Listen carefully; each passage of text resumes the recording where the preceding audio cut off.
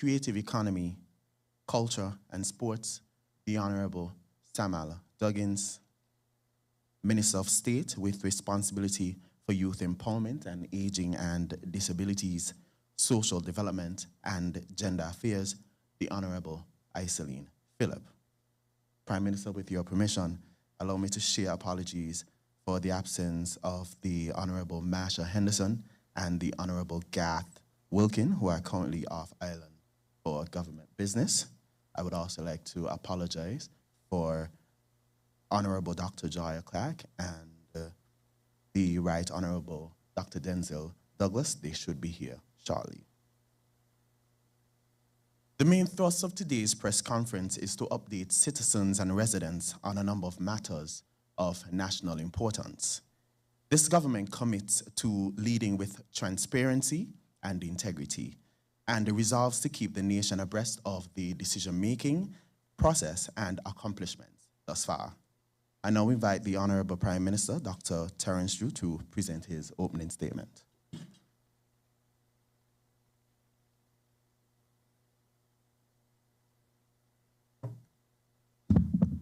Good morning to all. Good morning to our fellow citizens who are listening, media, residents of St. Kitts and Nevis who are viewing online and listening via social media, any other type of medium. I want to say from the onset that we are not only catering for those who can hear, but today we have introduced with a professional who is doing sign language for those who are hearing impaired. In my recent meeting with them, they indicated that they feel left out, and rightfully so, that the government is informing the people and they are not given the opportunity to be duly informed. And so I want to say that this is, of course, a pleasant and progressive step in making sure that all of our citizens, irrespective of their varying abilities, that they too can share with us, their government, in the advancement of our nation. I also want to take this opportunity to really thank my fellow cabinet members who are here today to update the nation as to what they have been doing. It's critical that a government continues to communicate effectively with the people, because that, of course, sets the best stage for cooperation, collaboration, and where those exist for the country to advance. And so I want to thank them for their hard work and for being here today. As we close out the first quarter of 2023, I can confidently say that your government continues to work tirelessly on your behalf, the people of St. Kitts and Nevis. This Labour administration continues to govern with transparency, integrity, and accountability, as we intend to continue on the challenging path that requires strength and courage, the path towards good governance. And just to update you, just yesterday, I participated in an activity, a democracy forum that was led by the President of the United States of America, Joseph Biden. And one of the things that was said that was quite striking is that we can never, ever take our democracy for granted. We must continuously work to preserve, strengthen, and of course, to improve it. It is hard work that all of us must do, citizens of this country, if we are to preserve it. And so we must never, ever take it for granted that we live in a democratic nation. That is why your government is really committed to the principle of good governance, which really the most beautiful premise in which to build a democratic nation.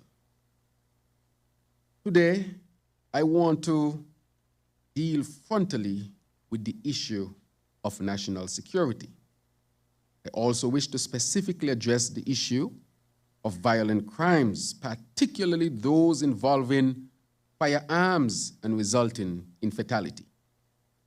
Inquiry has shown that these are linked to gang violence.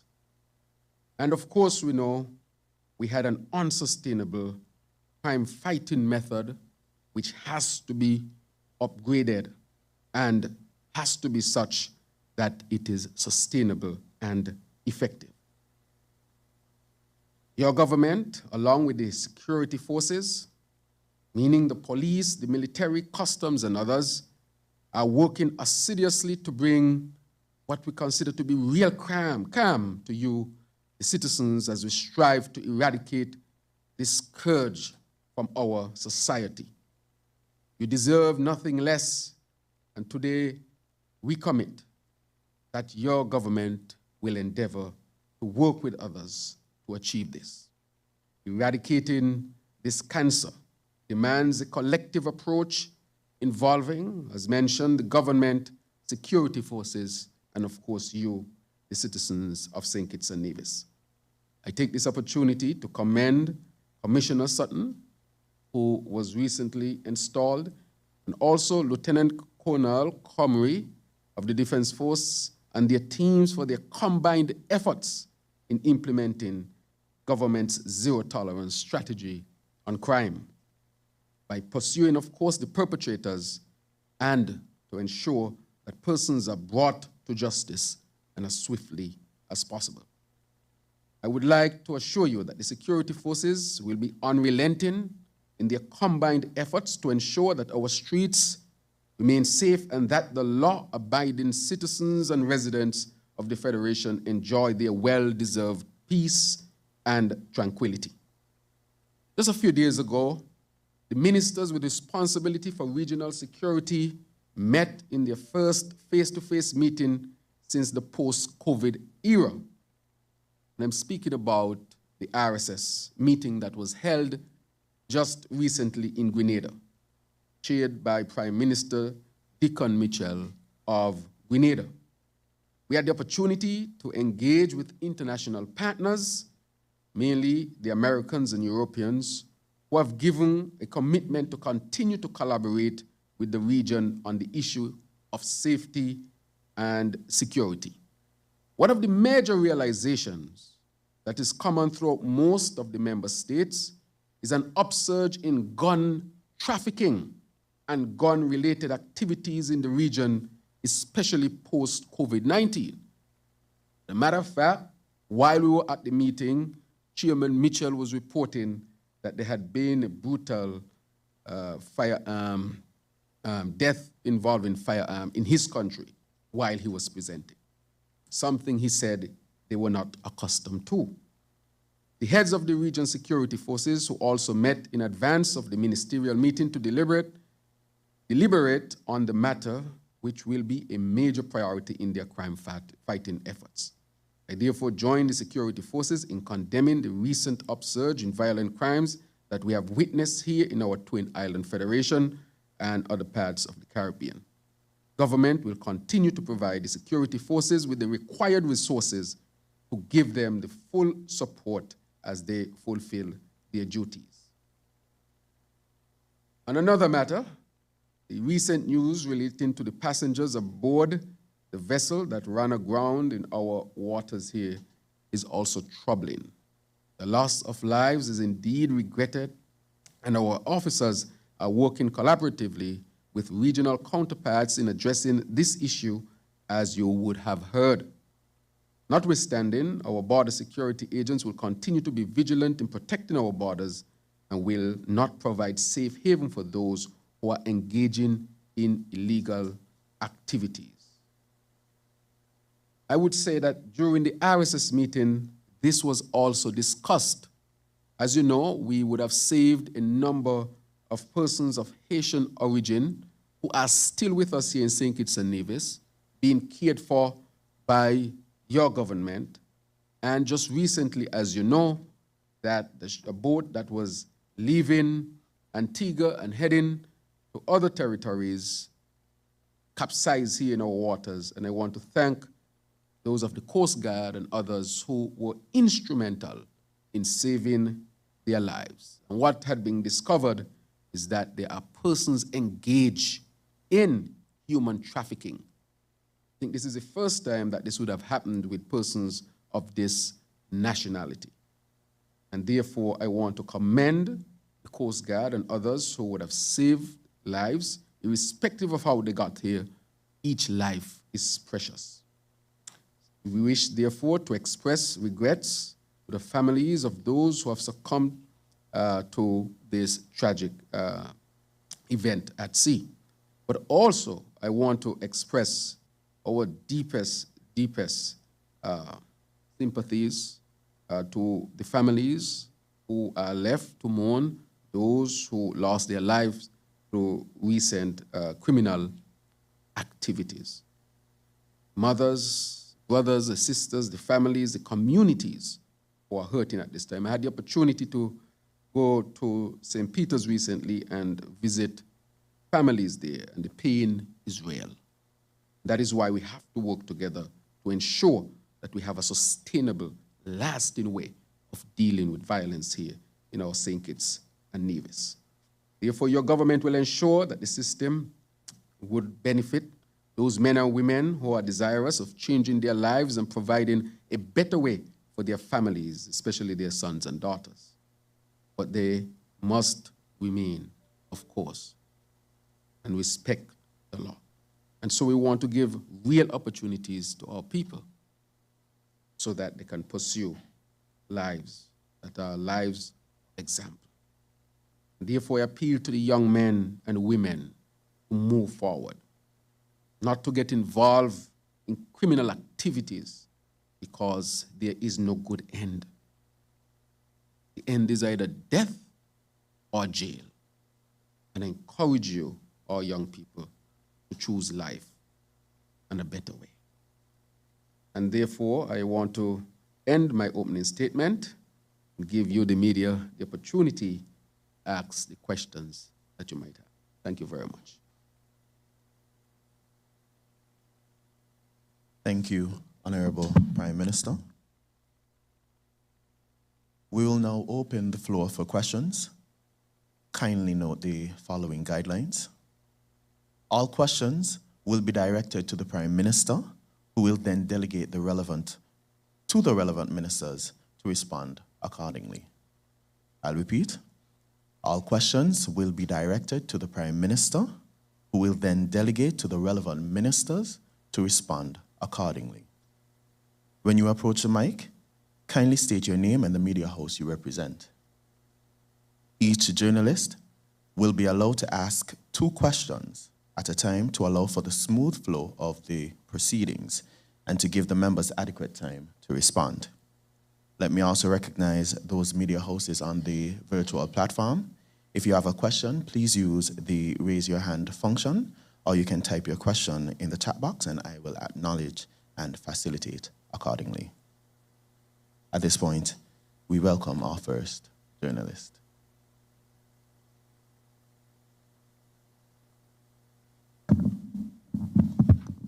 Good morning, Prime Minister and other cabinet members.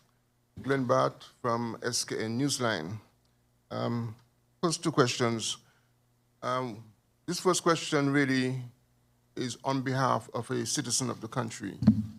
That person told us that an application for PAP assistance was made online, and the application was made on behalf of an autistic individual. However, it seems as if something occurred between the application process and she was told that there were several bits of information missing. Now, it appears that after some contact with the department, that missing information was not allowed to be entered. And the person was told that no decision can be made on that particular application until Cabinet meets and discusses the PAP program. The question that the person wants to know is, why is this so? Because apparently, from her understanding, other persons with missing information were successful. Hers was not. And so the question is, if there is a bar on special persons with special disabilities, what other programs are available for assistance? Now, my next question to you, Mr. Prime Minister, relates to the fact that leading into the elections last year, the Labour Party had made a commitment that the situation between St. Kitts and Nevis would be addressed, and that after you got into office, you met with the Premier of Nevis, you had some discussions, and it was agreed that a task force would be established to look into the matter. CBI program was one of those matters. What is the situation with that now? Because it seems as if the committee or the task force has not been formed, although Nevis has submitted the names of individuals who will serve on the task force. Can you elaborate on that, please? All right, thank you very much, Bat.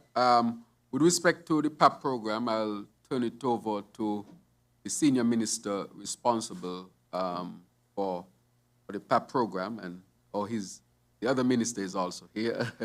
And so I will allow them the opportunity to discuss that one, and then I'll respond to the second question with respect to the task force. Thank you very much. Pleasant good morning. I'm going to ask the junior minister to respond, and I will lend support if necessary. Good morning to everyone. Thank you for the question. So in relation to the PAP program, it's unfortunate this individual wasn't able to complete the application at the time when applications were open. What we're doing right now is we firstly was prioritizing those who submitted a completed application within the categories that have been publicized in terms of prioritizing persons with disabilities, the elderly, the unemployed with children, and employed with children. So in relation to the question that was asked, we are at this time trying to facilitate those and look into those who would have perhaps submitted an application that was incomplete. Because from the initial round of considerations, we prioritize those who submitted a complete application so that they can be considered. So for the individual, I would recommend that they contact social services, share their name and information, because now we are trying to identify and go through the applications of those who did not complete their application to give them an opportunity to complete those applications so that we can consider them for the second cycle of payments. I'd like to remind the public that as we continue to work on upgrading the program and putting in some systems to institute the program to provide need to the most vulnerable, that we are transitioning the program, and part of that transition includes a condition where it is a short-term cash transfer social assistance, so persons with the understanding that you benefit from the program for 6 months initially before you are expected to graduate off of the program if you no longer have the dire need in comparison to other persons. So we'd ask the public to be patient with us as we are really trying to ensure that we support those who are most vulnerable and in need at this time. So for those who you may know that you have an incomplete application, we are getting persons at social services to go through those and contact individuals so that they have an opportunity to complete their incomplete applications, which were not initially eligible for consideration. But at this time, that is what we're trying to facilitate. So thank you very much. And if I can just add one thing, Mr. Bat, there are some very basic things that have been asked on application. And for whatever reason or reason, some persons are not forthcoming with information. Typical example, there are many times I've been approached that they are not on the PAP or they were taken off. And when I check the system, sometimes in their presence, up to their very bank account that we are requesting, they have not provided their ID. Some have not signed the application. So where should the money go? In the ear?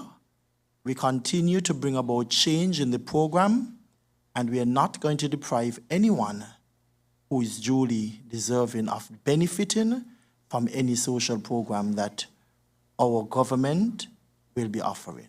Thank you.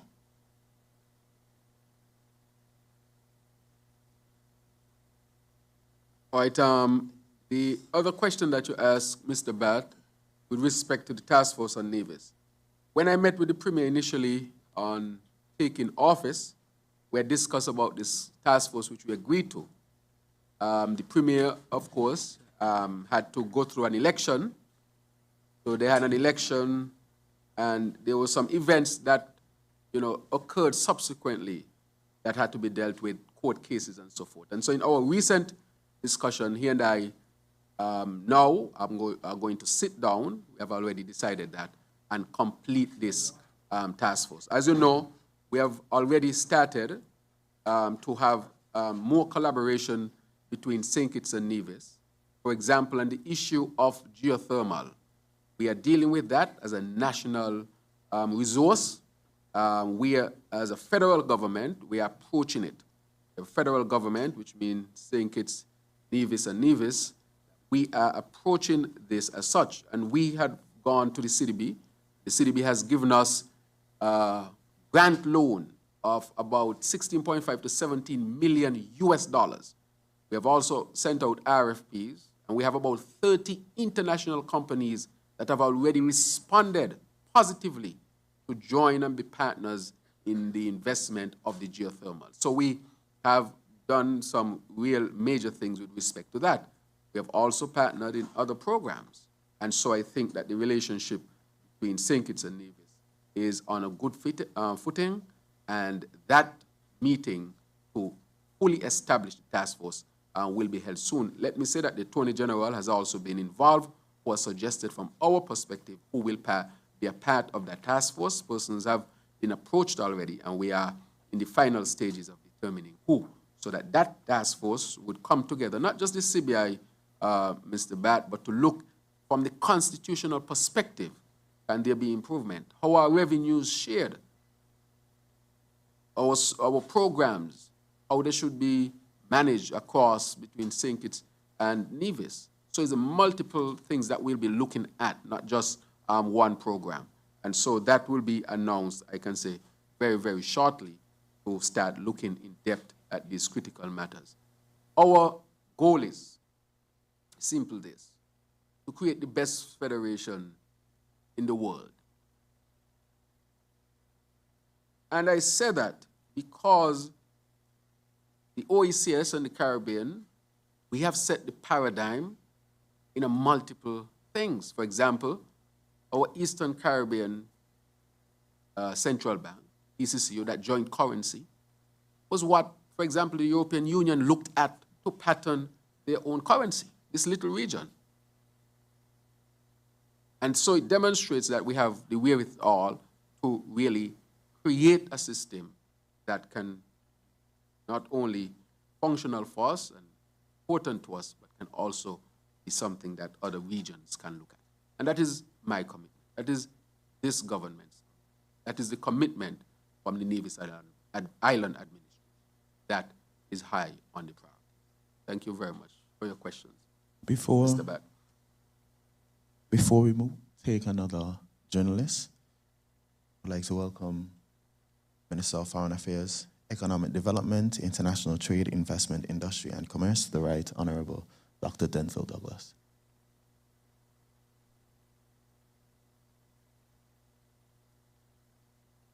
Good morning to everyone. I am Shani Carvey from ZIZ Broadcasting. The water engineer from the Water Services Department called for a national conversation on water pricing. He said that $20 for water in 2023 is not sustainable for world-class water service. Has there been any considerations made toward this call? Secondly, can we also get an update on the persons seeking asylum here? Thank you. Thank you very much. I think that the minister responsible for Congress Maynard take this question. Thank you very much for that question, and good morning to all. Indeed, as we attempt to improve our water services here in St. Kitts and Nevis, there is need for us to have a discussion on the tariffs associated with water. Take, for instance, many of you will have a bottle of water here, and you go to the supermarket and you buy maybe 1.5 gallons for $15 to drink. Meanwhile, the government is selling you 1,000 gallons for $7.50, $20 minimum. So you buy 1.5 gallons for $15 to drink, and you're paying $7.50 for 1,000 gallons.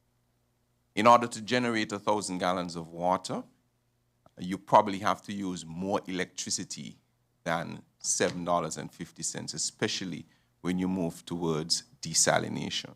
And so we need to have a conversation about the tariffs.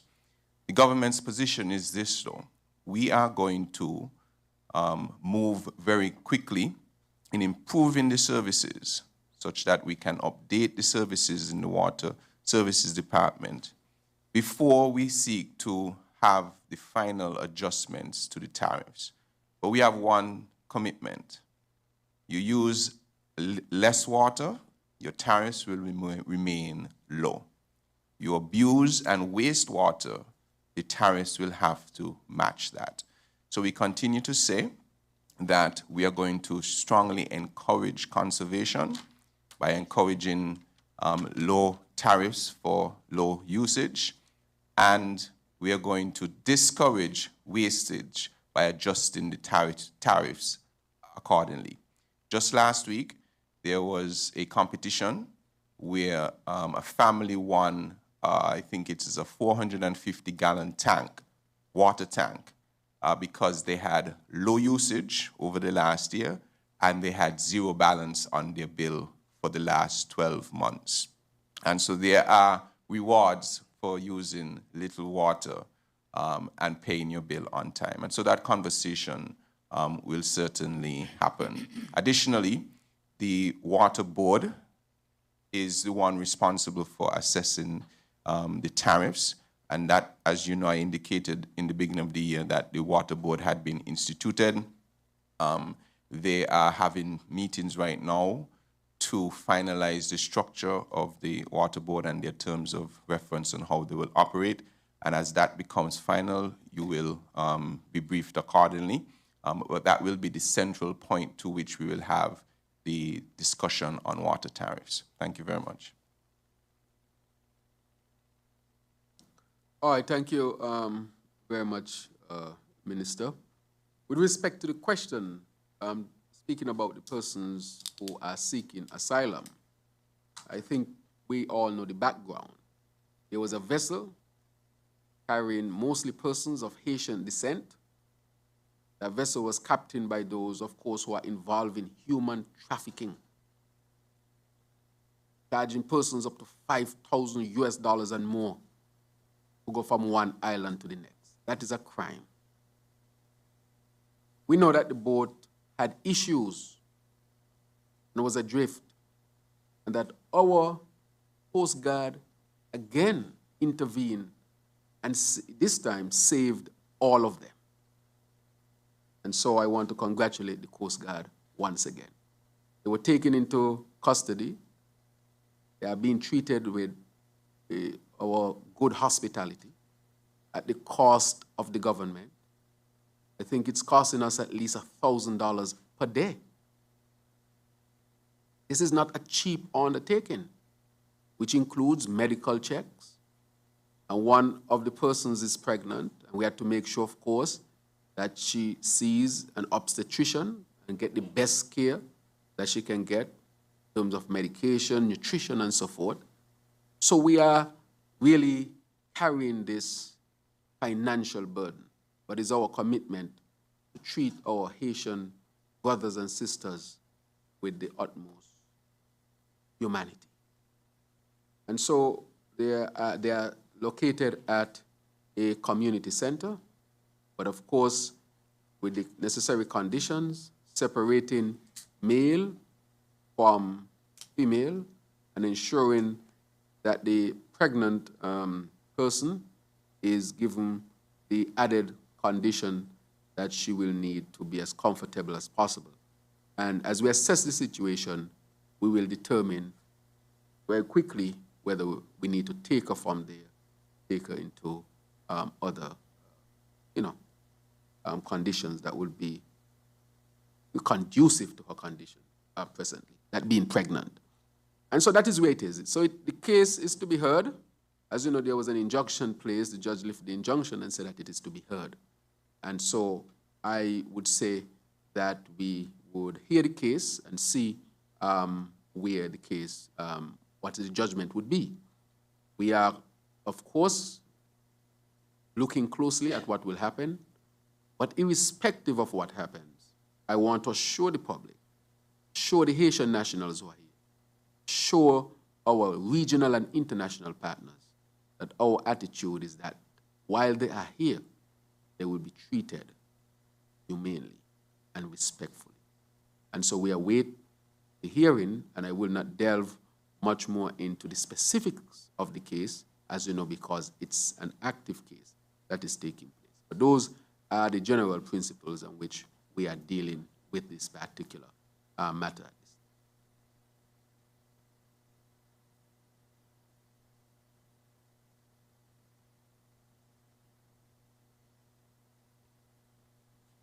Good morning, Lusha Dixon, St. Kitts Nevis Observer. Mr. Prime Minister, when you first got elected, you promised that your admin would implement principles of good governance, integrity in public life, transparency, and accountability. Since November, the Observer has been asking about the number of passports issued to date under the CBI program and the certificates of registration you signed since taking office. We have been informed that over 30,000 passports have been sold under the CPI in total. This will concern the population of 55,000 here in St. Kitts and Nevis. What is your response to these claims? And also, a few months ago, while addressing the peace program, you said that no security, social security rather, was paid on their behalf, and the government then would have broken the law. With that being said, the Attorney General, Mr. Wilkin, has been embroiled in an issue of not paying social security, or delayed paying social security on multiple occasions for one of his employees. Would you agree that the Attorney General broke the law on those occasions? And if so, does he owe the country an apology, and does he have the moral authority to be the government's chief legal officer? Right. Thank you very much for your questions. As you know, with respect to the CBI, and you have mentioned some numbers, you would have been paying attention to the fact that the CBI has gone through significant changes with respect to the legislation that governs it, and also, or at least, I would say, the regulations. And at least you would have also recognized that that was in transformation. The other thing that you would recognize is that there was a change in the leadership and CEO at the Citizenship by Investment Unit. And one would expect that while you're in transition, changing laws, regulations, and so forth, that of course, would have its own delay in certain things. And so now you have a CEO there in place, and you as a member of the media, a member of the public, now have the opportunity to really approach and seek, as a journalist, the answers to the questions that you seek, so you can get those specific ones. As I told you, that will be available, and so that you can ask those relevant questions. And so, as you know, the Citizenship by Investment unit is a very important unit to the economic development of our country, of St. Kitts and Nevis. We had decided that just like anything else, there needs to be upgrade from time to time to strengthen it, to make sure that it's fulfilling its mandate, and make sure that with respect to our international partners, that we are being responsible. So these upgrades will come from time to time, and of course changes will come from time to time.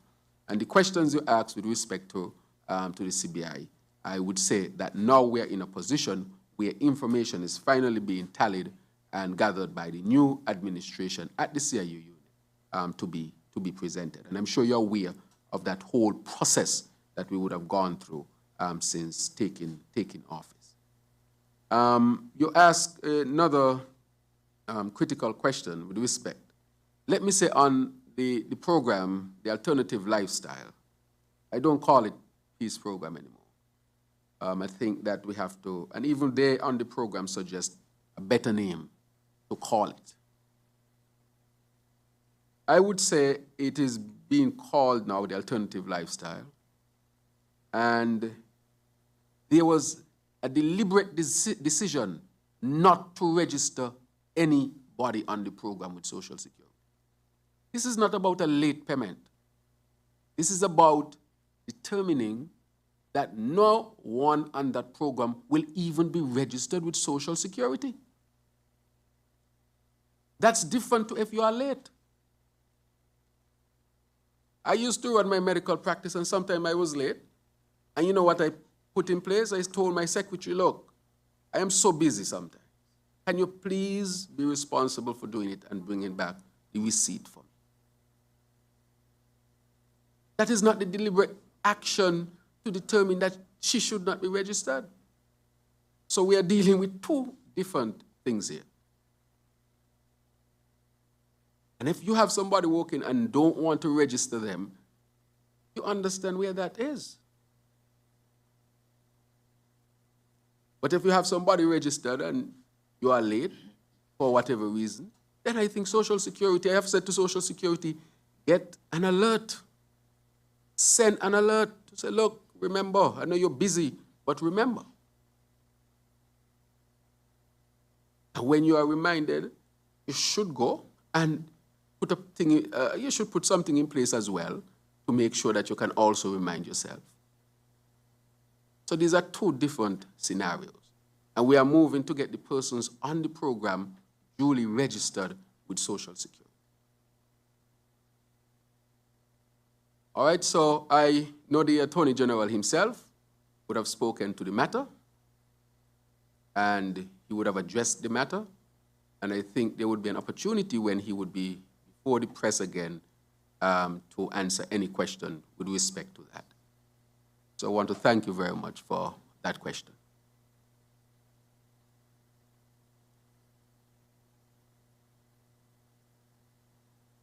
Good morning, Ralston Rankin, Sugar City FM.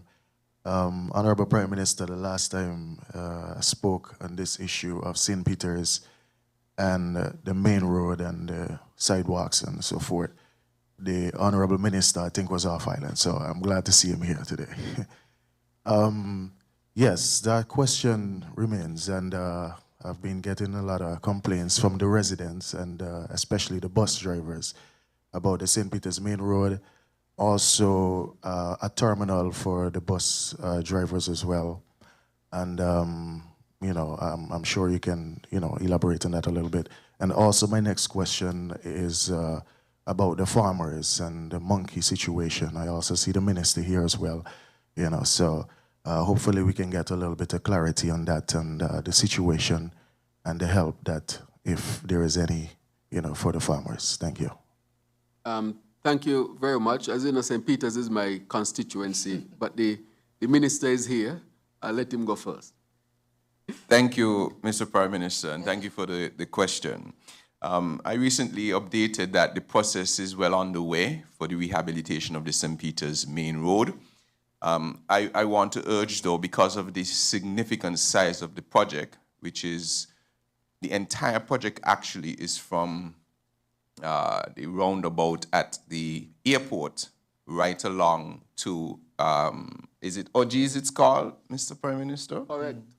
All the way up to Ogies. Although I've asked Public Works to prioritize from Ogies coming downward.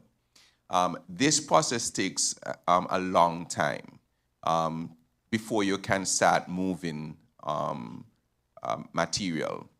And that process would have started this year, now that we've been given a budget for it. Previously, there was no budget for the St. Peter's Main Road. It was not considered part of the Main Road rehabilitation project in the last administration. So the process is well ongoing. It's determining the scope of works. Then they will put out a tender for persons to bid on the work that they have developed. It involves a number of things: drainage, sidewalks. There will have to be surveys done for persons living along the street to identify what the condition of their structures are, because there will be vibration on the road and so on. There will be disruption. There will be coordination with the utilities such as flow, if electricity has any underground cabling there, and water. And all of these things are already happening. I just want you to think, for instance, building a home. You have to go to the stage of getting an architect first to design it, give you a concept, then they have to do the drawings for that building, then they have to take that to the building board, you have to take that to a contractor to give you a pricing, and those things usually take a few months for one house. This is going to be in excess of $10 million by the time it's finished, so it's going to take a little bit of time, but it is ongoing, and work will begin sometime later this year. And I will get a further specific update on the actual timing where they are now. I think they should be ready shortly to send out the tenders for the persons to be able to bid on the start of the project. So it is ongoing, the work is being done, but it will take some time. This is different from, for instance, some of the paving you will see us do, where the Public Works will just go in, scrape off the top, and relay the foundation, relay the coat of asphalt. That is not what we are going to do with the St. Peter's main road. There are areas that need widening, sidewalks that need adjusting, and so it's a complete plan, and we are going to do it properly. So I just want to urge caution. What we are going to do, though, we are going to assess as soon as our asphalt plant is back up, which we hope will be in another 2 weeks or so.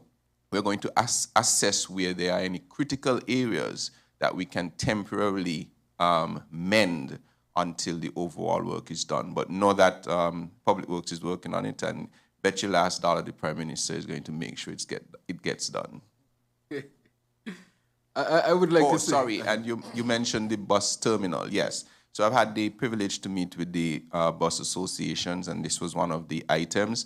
I met at that time when I had the meeting with the former Commissioner of Police, and as soon as this Commissioner of Police came in to force, I also met with him about the possibility of what we can do right now, because a singular bus terminal will take some time. So we've discussed about altering possible traffic arrangements to see if it would be possible for them to use the terminal, by the ferry terminal, as a single point, at least for the three bus terminals. But it is proving a challenge. And so we will continue to work through that in terms of how we can facilitate, in particular, the St. Peter's bus route, because they don't have any bathroom facilities, they don't have anywhere to shelter.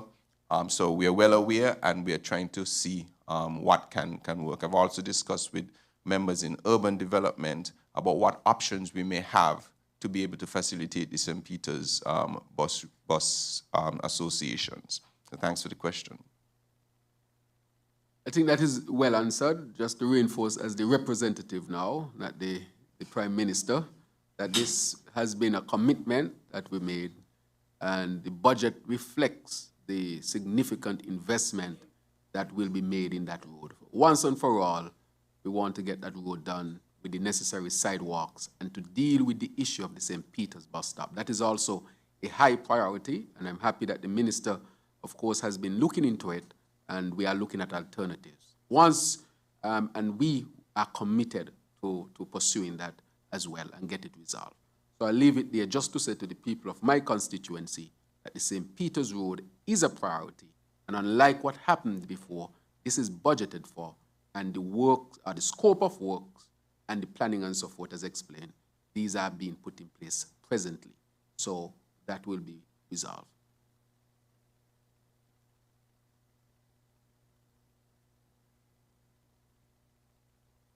Yes, with respect to farming and agriculture, Minister. Yes, good morning. And I want to thank you for your question. Now, we recognize that the issue with feral animals would have been a long-standing issue for agriculture in this country. We have at the top of the list in St. Kitts, the monkeys and wild pigs. And in Nevis, while they have some bit of those at the top of their list, will also be donkeys. And so the issue isn't an issue that has gone unchecked. However, when you look at it, we have done some research. We've had a consultant in, and we estimate that the population of monkeys has grown tremendously. They're anticipating right now from research that there's about over 30,000 on St. Kitts alone. And so the idea is, how do you manage that? Because you have a number of things that one must consider. We can't go wild and start culling all of these monkeys because we have laws and treaties that we abide by, and we have international relations that we must consider. And so one has to be very careful with how we approach managing this problem. But we deem food security a critical component to our way forward. And so as we work out what we are doing, we are integrating our plans with some of our partners. Let's take we know scientific research is being done, and our monkeys, the green vervet, have been identified as some of the preferred species, one of the preferred species for scientific research. So we are trying to see now if we can channel some of these monkeys into this in a bigger way. We have a number of other projects that we are unfolding, but again, all of these things must be done with some consideration. So we can't just rush into any approach because we must be careful in our approach. Beyond that is also the ecosystem. They create a balance as much as they are pests. They create a balance in our ecosystem. If you remove them haphazardly, you can disrupt our entire ecosystem as well. And so the conversation is ongoing. I could tell you intensely. From the Department of Agriculture, you would have seen that we started rolling out traps. Again, part of this is in our effort to send some of that, those monkeys into scientific research and further development in other areas. I could tell you that the trapping has improved, and we've seen a lot more captures over the last few weeks. And so I am pleased to say that the efforts are yielding fruits. Again, however, 30,000+ isn't an overnight process. And we must also recognize that. So given a bit of time, I believe our efforts will yield fruits. Outside of that, we are protecting farmers and their farms, trying to get more farms fenced with solar powered electrical circuits that, deter a bit of the monkey activity and, of course, the wild pigs. And so with some of these efforts, we are hoping to protect our farmers while we work on somehow reducing some of the numbers in the population of monkeys in the wild. But again, it's a time effort that must be considered as well in the overall factor. I hope that answers your question. Yes.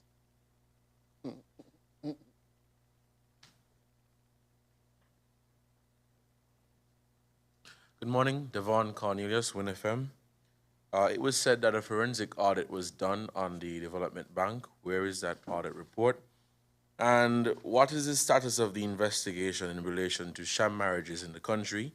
Have the committee members met as yet? Thank you.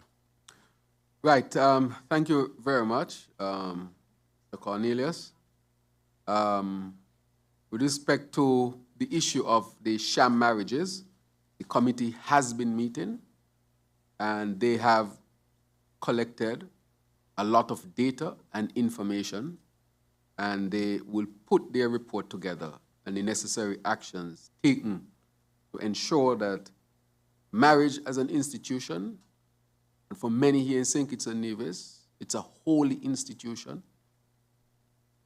must not be abused, and also our citizenship must not be abused either. These are criminal activities, and therefore they are being addressed by the Ministry of National Security, and it is being pursued, and the information is being had, and on completion, that will be shared to the public. With respect to the development bank, as I've said, the audit, forensic audit, is completed, 193 pages long. Oh. Now you have to be a real man not to cry when you read that audit. When you see the things that are in that audit. The millions that are missing can't be accounted for. No audit of the development bank was done since 2018. And the excuse is COVID. So we had COVID in 2018, we had COVID in 2019 in the bank, we had COVID in the bank, and COVID in 2020, 21, up to now. And I say that to say that I can speak more freely now. I did not speak more freely before because I did not want people to lose confidence in the bank. The first action was to stabilize the bank so that when I speak freely, people would know that the bank is safe. And I can say today that the bank is safe to the point where we have small loan program going on, to the point where next week we will launch, or the bank will launch, 5% interest for student loan, existing loan, and loans that would be had from that point onwards, so that our graduates can have reduced monthly payments and be able to have a larger disposable income and enjoy their lives and move out of their parents' house before they are 40. That is what is happening to our graduates. People are asking if it's a punishment sometimes to go and study. The bank will be in a position to do that. But the audit has been done. And I will not speak much more to it, but I will say that when you look at what took place there, that travesty that took place there, that cannot be pushed under the rug because there is no rug that can contain that. That has to be pursued so that things like these will never happen again. Let me say that these are some of the things that we found when we got into government, a bank that was almost going to crash. That, of course, would have effects on some of the programs we wanted to implement. You can't go and implement a 5% student interest loan when the bank is crashing, no money, overdraft greater than what the bank has. Serious issues the bank had, but we had to stabilize it. So I want people to know that the bank is stable. When you go over to National Bank, the first deficit that the bank has suffered and was not able to pay dividends for the first time in its history at the National Bank. Once again, the bank is stable and is in good stead to deliver. But the reason why I'm talking about these things now, I couldn't speak about them before. Otherwise, people would lose confidence in the bank. But this is what we met in the banking sector. Total mismanagement and irresponsibility, especially in the development bank, with no audit, no responsibility to international partners, regional partners, and others. Run like a bar shop. hundreds of thousands of dollars collected from one place to be divided.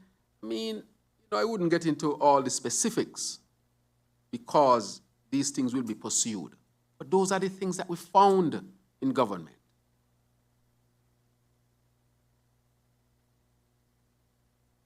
We had to go and stabilize our CBI program that was asked about.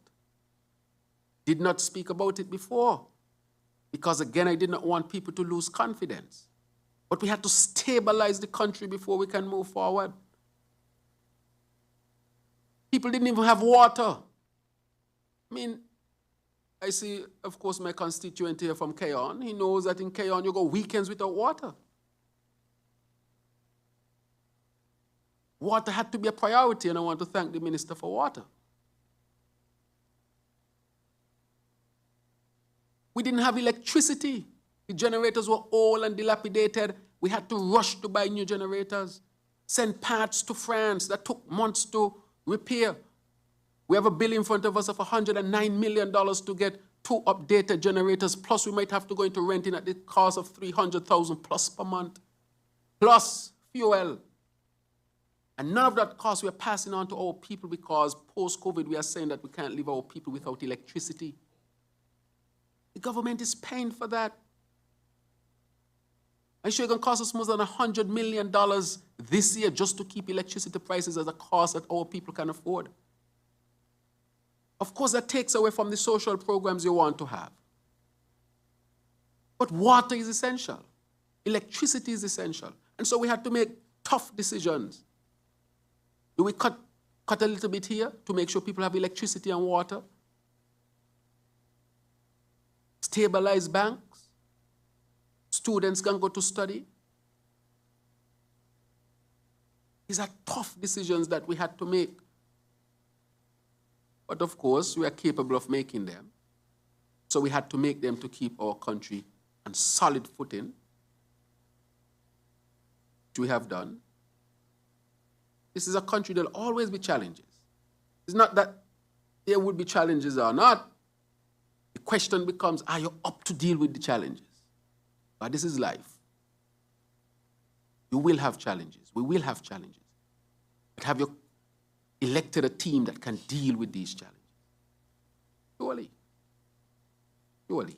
Dealing with all of these matters, from as basic as delivering water, for example, to the people in my constituency, that is the type of work we had to do to bring our country back into good.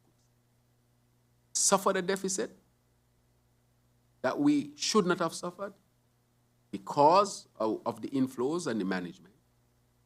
We know, for example, that how the money was used for electioneering, creating unsustainable programs. I would say I have met with international financial organizations, the specific names I will not call to them until the report is out, that is saying to us that our social programs are so big that they can buckle the country. But I took the decision, you can't just pull away the social programs. You can't just take away PAP like that. And we have decided that we will not take it away. And this year we are spending $30 million on PAP alone. I said, well, Mr. Minister of Finance, how can you sustain that? I said, but if you forego all these people at the same time, you're going to hurt people badly. So we had to make a decision and say, we'll take care of the most vulnerable and others. Look at the cost when you add up these social programs. Social Security is paying more out than it's taking in. This is not sustainable. And so therefore, while they are calling for stricter measures, I'm saying that we have to be compassionate with our people.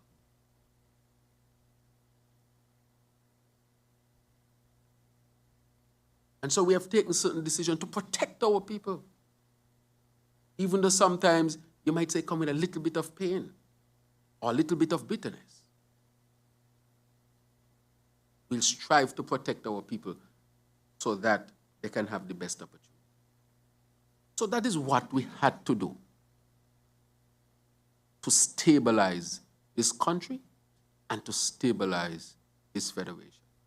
And we have taken the tough decisions, prudent decisions, to make sure that this country will remain or become once again, rather, number one. That is what we are striving for, to be number one. And so I ask our citizens to look at what we inherited. Objectively look at it. Don't have to listen to us all the time. You know you didn't have water. You know your current used to go every minute. You know the development bank was in trouble. First time in its history, National Bank can't pay dividend. Social Security paying out more than it's taking in. Your CBI program, which we had to stabilize. Your tourism industry, which is the slowest growing in the OECS right now. Why do you think it's the slowest growing in the OECS? Because a political decision was made to keep the country locked down when the country should have been opened up since May in terms of all the restrictions. On scientific ground, delay us May, June, July, August, 3 months. Millions lost because those ships that would have made the calls during that time, we lost them. Persons who would have booked their flights during that time, we lost them. They chose other jurisdiction. And so when you look at the report from the central bank, St. Kitts and Nevis is lagging. But I want to thank the Minister of Tourism, who traveled a lot and continues to travel. And I tell a man travel because each time you travel, more boats come. She has, of course, brought in a new airline because our second largest base of tourists come from the region. And I know she's out there working on other airlines to increase airlift to St. Kitts and Nevis, to expand the tourism product and the tourism industry. And so those are what we found. That is why we as a government had to make certain decisions to make sure that we protect our people and we protect the integrity of our country while we usher in principles of good governance. Thank you.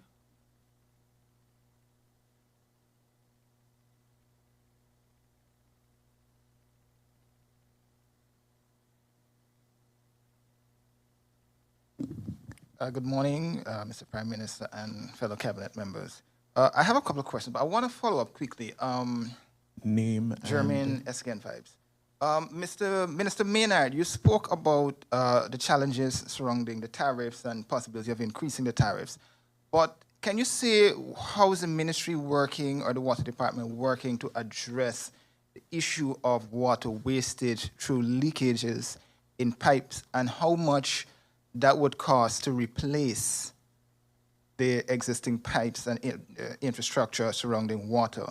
Mr. Prime Minister, you mentioned, you went to tongue just now on the issue of the development bank, but you did not clearly state what exactly the government is going to, what action the government is going to take. Are you going to, one, seek those persons who, quote unquote, would have, I don't know, I don't want to say steal, but you know, I haven't seen the report. I haven't seen the audit report. So those persons, would it be repaying, having them repay the monies, or would you be seeking criminal charges against those persons surrounding development bank?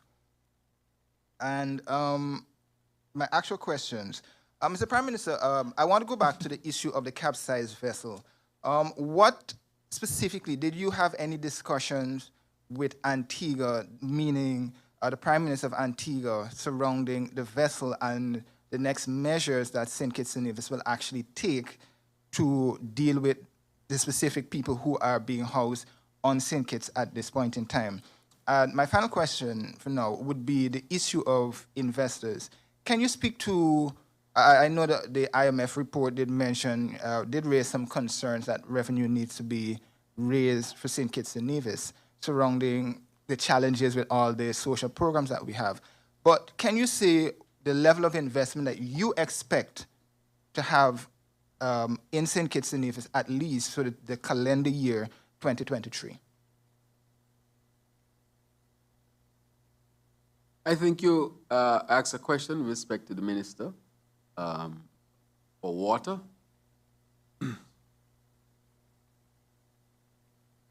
Thank you very much for the question. That's a very good question in terms of leaks. There is something called non-revenue water. which we produce, let's say we produce 10 gallons of water, and we're able to bill for 6 gallons. It means then that the 4 gallons is what you call non-revenue water. Our non-revenue water here in St. Kitts and actually around the region is very high. We recently had a water conference not only at the UN, but also in Trinidad to deal with this issue of non-revenue water. A lot of it comes from leakages along pipelines, but also a very critical part of leakages comes from the customer side as well. So let me deal first with the government side. Over the next coming years, we are in the process of developing the plan for the rehabilitation of all the important water lines around the country. After now, later on, we will give some more details about a specific project that we're trying to get when it comes to the Green Climate Fund that will assist us in the adaptation of our entire water structure. That is a $40 million project, which we're hoping to get as close as possible to in the not too distant future. That does take some time. But in the meantime, we are doing our assessment of where we need to act in order to reduce the government side of the leakage. The customer side now, a large amount of leakage comes from the customer side. 2 ways: one, leakage in the house, and 2, usage and not paying for the water. So I want to encourage everyone to do all that you can to arrest the leaks that are associated with your property.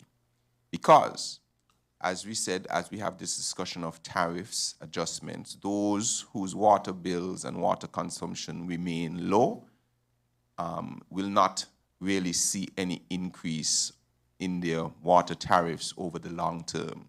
But those whose homes have inordinate levels of leaks, your tariffs will then have to adjust to that eventually. Couple quick pointers. If you have a home and you don't know if you're having leaks, one evening, maybe at 9 p.m., close off all things that use water in your house, including maybe your refrigerator, if you have your refrigerator connected to the water line. Don't allow anybody to use any water over the evening. Go to your meter and read your meter reading at that time. So let's say that's 9 p.m. in the night. Don't use the water for a few hours while you sleep. This is the best time because nobody is using the water. In the morning, before you start using the water again, go and read your meter again. If the meter reading is different, it means you have a leak.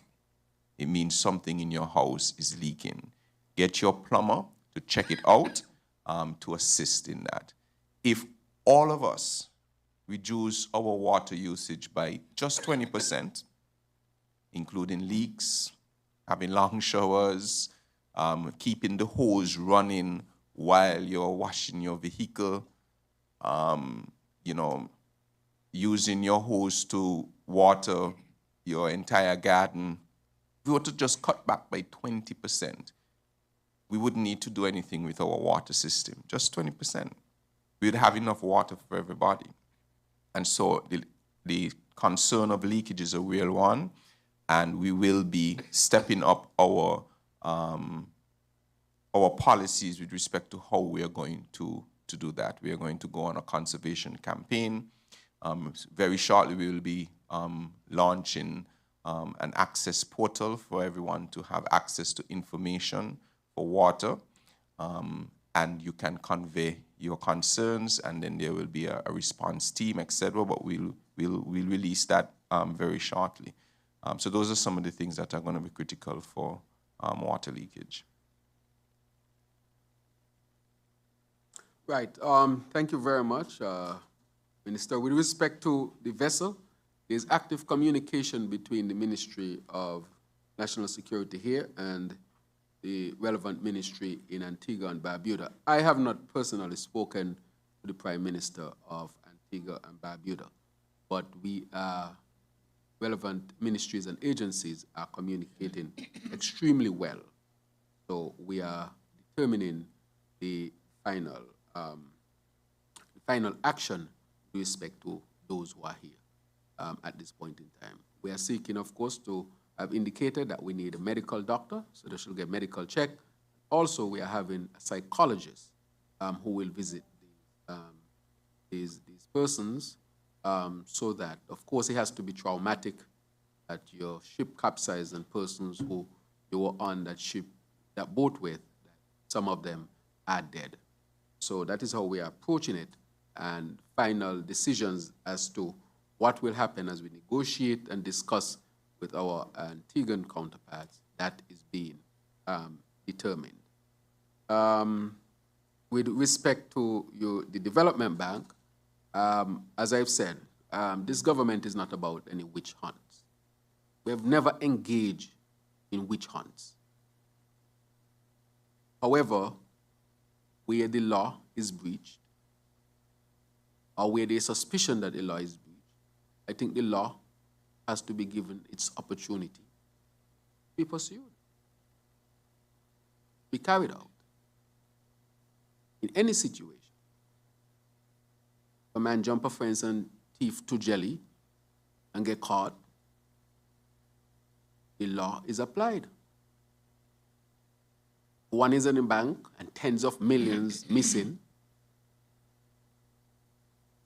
the law must also be applied. And so it's in that spirit, not in the spirit of witch hunt or targeting people. The question raised in the audit must be, of course, answered. With respect to investments, and you spoke to the IMF report, I'm happy that you referred to it. We have a number of investments that we expect to come on through the CBI program, and investments that are not linked to the CBI program, such as the new hospital, the climate smart hospital, which will be pursued this year. Of course, not complete this year. It is actively being pursued at this particular time. The Bastia High School, another major undertaking. And of course, we have a number of other critical projects to take place. So we are seeking, of course, we have desalination plant that we are pursuing, our housing program. And let me say about our housing program, because there have been, and the Minister of Housing is here, who I think will speak to it soon. And I want Mr. Moderator to give each minister a chance just to update the nation on what they're doing in the relevant ministries. But just to say, we are in the process of launching our housing program. We promise a lot of houses and we intend to pursue it. And I want to say that our contractors are the ones who will build the houses. That is why we say we want our painters, our plumbers, heavy equipment operators, electricians, all those who are involved. Because as we pursue our housing program, our local contractors are the ones. When investors come, one of the first questions they ask, so who gonna build that? Because we have a lot of people here who can build. And all the activities surrounding building, we have people who can do those things. The means, of course, to employ our people. So we will not sit by and watch an investor come in, invest their money, and not use our people. So I want to make that clear, that our people, our contractors, so forth, will be the ones who will be building houses. Also, when it comes to the hospitals and the schools, the hospital and the school will also be our people, fundamentally. So I wanted to reassure people. So yes, we have a number of critical investment projects that we'll pursue to produce jobs and to stimulate the economy and so forth. And what you said is critical. And I'm happy that you said that the IMF is saying in order to maintain this social program, we need to have a lot of economic activity, because they're saying these programs can become unsustainable. PEP costs how much per week? a week. Times that by 4. Depends on the month, you might say 5. Yeah, yes. The minister responsible for PEP.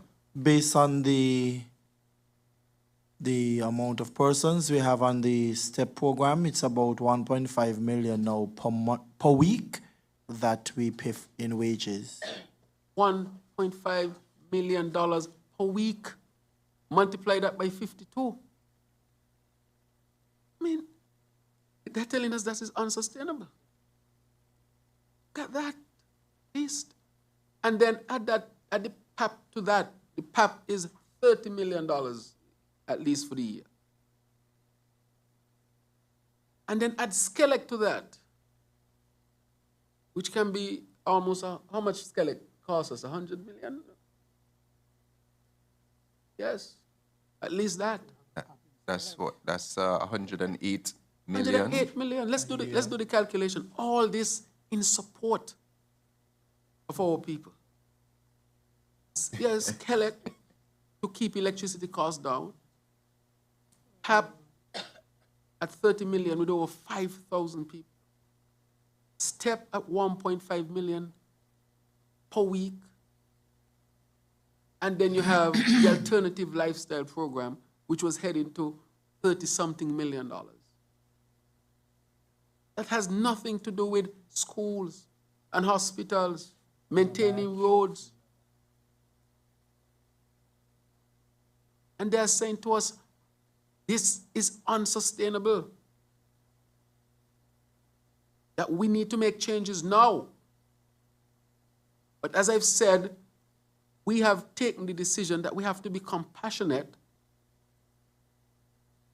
and not to pass all that pain onto the people and see where we can sustain while we diversify the economy and look for other opportunities to raise revenues and get our people back to work. That is why we want to get the hospital going, the school going, the housing going, the road works going, and so forth, and other investments within the CBI program.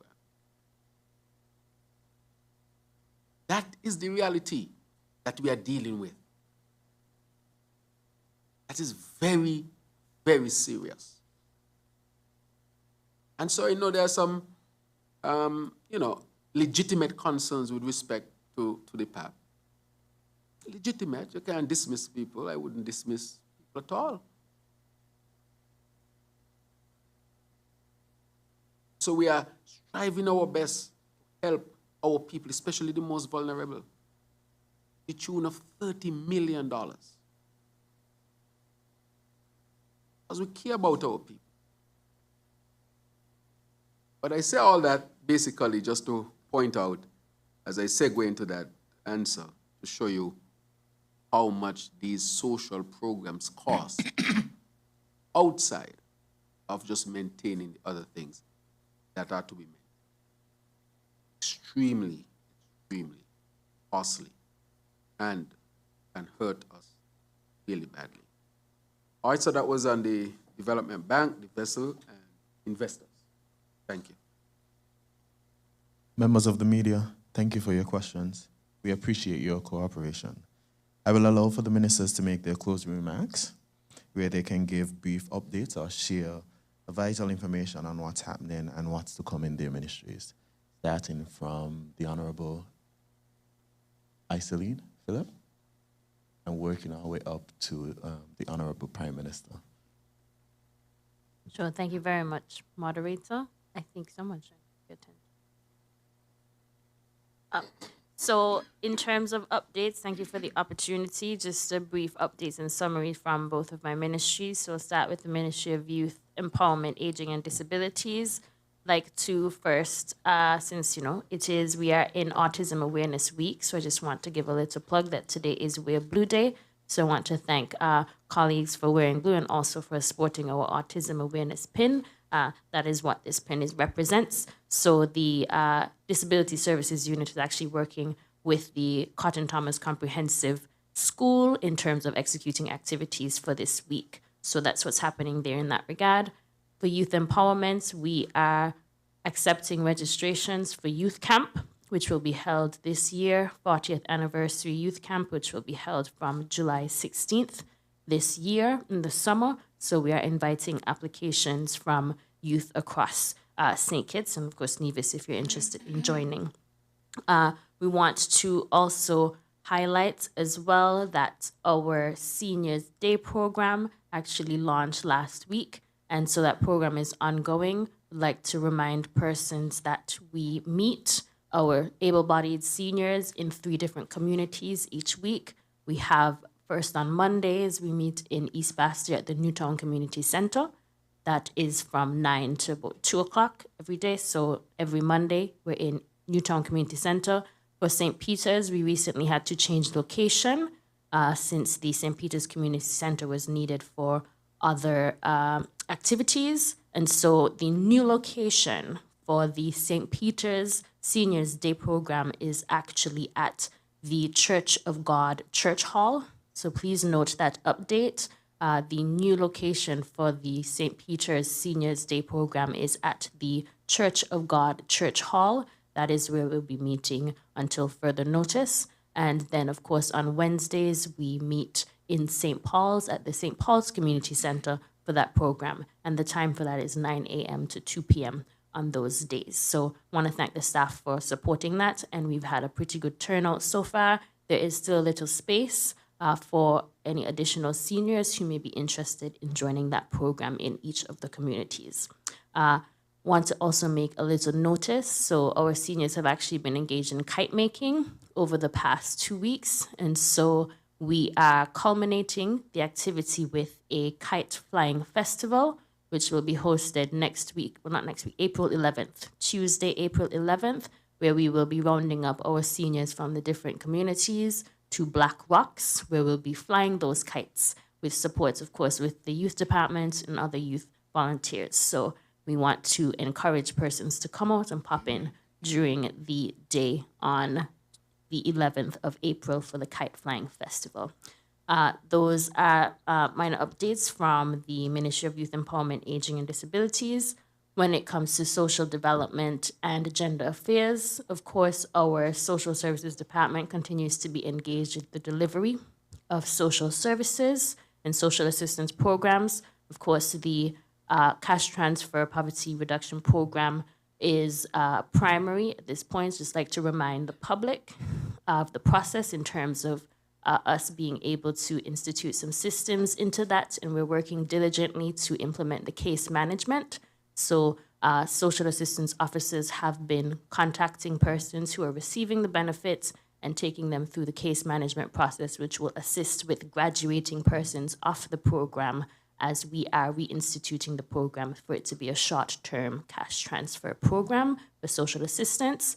I'd like to also remind the public that payment days are the last day of each month. So persons just bear in mind that that is the conditions around the programs as we continue to execute it. And right now we are, again, just to remind everyone at this stage, where social service staff are contacting persons who may have submitted an incomplete application so that we can now consider those persons for consideration to be able to receive the benefit in the next cycle of payments, which would be the second 6 months of this year. So thank you very much. We really appreciate the patience of the public and your understanding as we seek to really support vulnerable persons with our social assistance programs to make sure everyone can benefit. Thank you very much for that.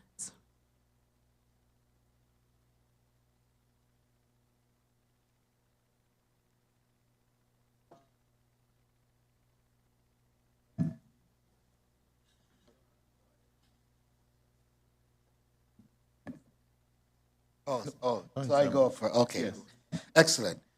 Again, good morning to all. And from the perspective of my, my ministries, I want to start with the creative economy, which is a department within the Ministry of Sports and the Creative Economy. And in that department, I want to say that we've launched an ongoing series of meetings where we are meeting with the stakeholders of the creative economy. We've done a national roundabout, if you want to call it that. And now we are meeting with specific genres, specific creative aspect and groups within those areas. And we've been doing that now for some 2 weeks, and I must say it's quite intriguing, exciting, and we've garnered a lot of detail from persons in the creative field. And we've been able to share some of the ideas that we are developing with those persons as well.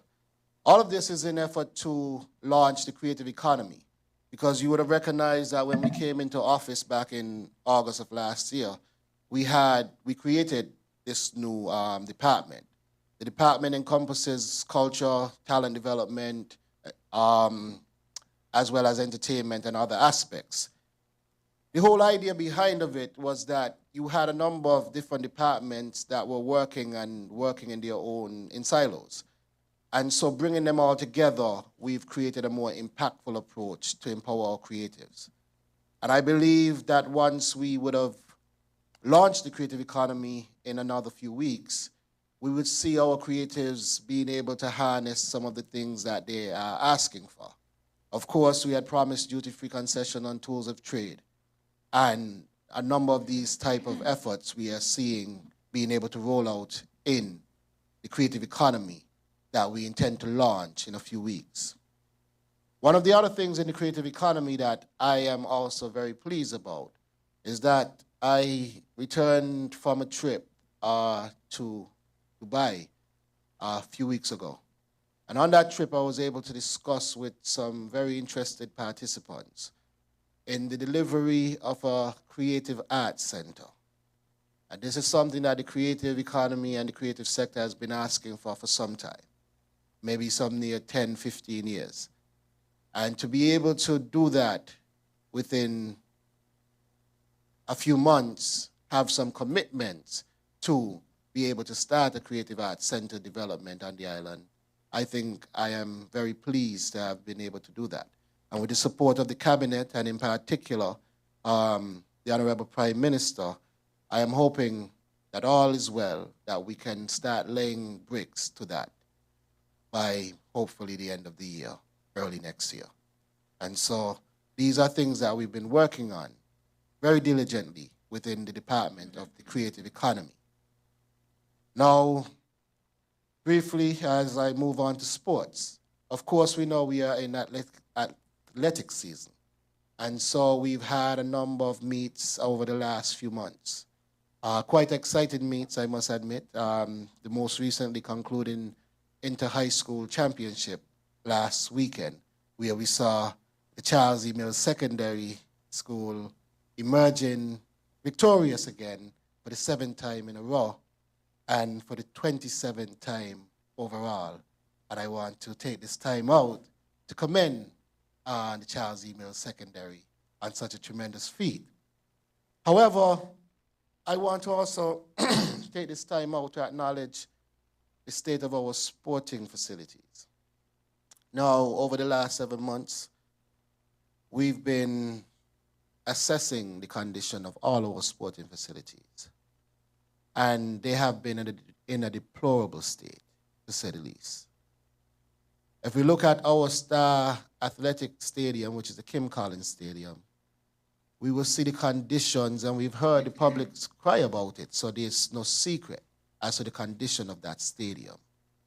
Now, that stadium was built for our 25th anniversary, and we see over the last few years the lack of maintenance and what it has caused.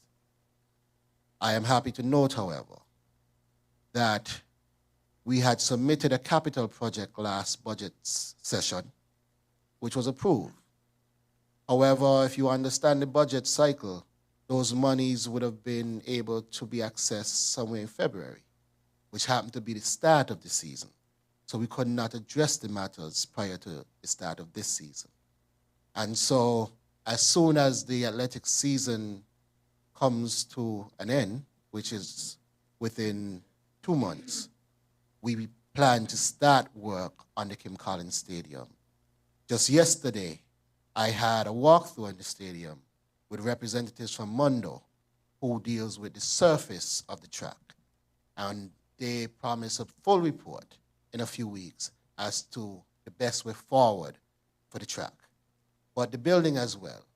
There's a capital project where we'll be addressing matters concerning the seating, replacing all the seats, concerning the bathrooms, improving the bathroom facilities, the roofing and the leakages, and a number of other factors that are creating a problem at the stadium.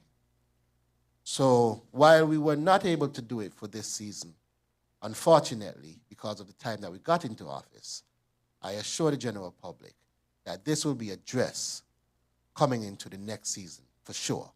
And we'll have a better stadium for our athletes by the 2024 athletic season coming up. Beyond that, I also want to take this time in sports to commend Sugar Boys, who would have, over the last few weeks, done exceptionally well. We would have seen them up against St. Martin in Anguilla, where they emerged victorious, 3-1 victory over St. Martin. And then again, locally, where they defeated Aruba at the Warner Park Cricket Stadium, which is a multi-purpose facility. Now that put them at the top of their group, and we see them moving on, and the success ought to be commended of our local football team. And yes, they deserve a round of applause, indeed. Because I don't want to take all the time, and I do have a number of other areas that I preside over, I'll move on to agriculture. And in agriculture, I'm happy to note that we are making great strides in a number of areas. Now, we have made a commitment to transform the agricultural sector and improve food security. And we have also joined with CARICOM on their 25 by 25 agenda, and we are committed to that. And in that regard, we have sought to really dig deep in terms of finding out the real issues in agriculture. And I could sit here and say that with the work of the ministry, our extension officers, the director, the permanent secretary, and everyone, we've been able to garner a lot of details from our local farmers. I have, since last year, begun a farm tour where I started visiting farms around the island, and that farm tour continues. And some of the information that we've garnered has helped us to really find the critical issues within agriculture. One of the issues were raised this morning. We are the monkeys.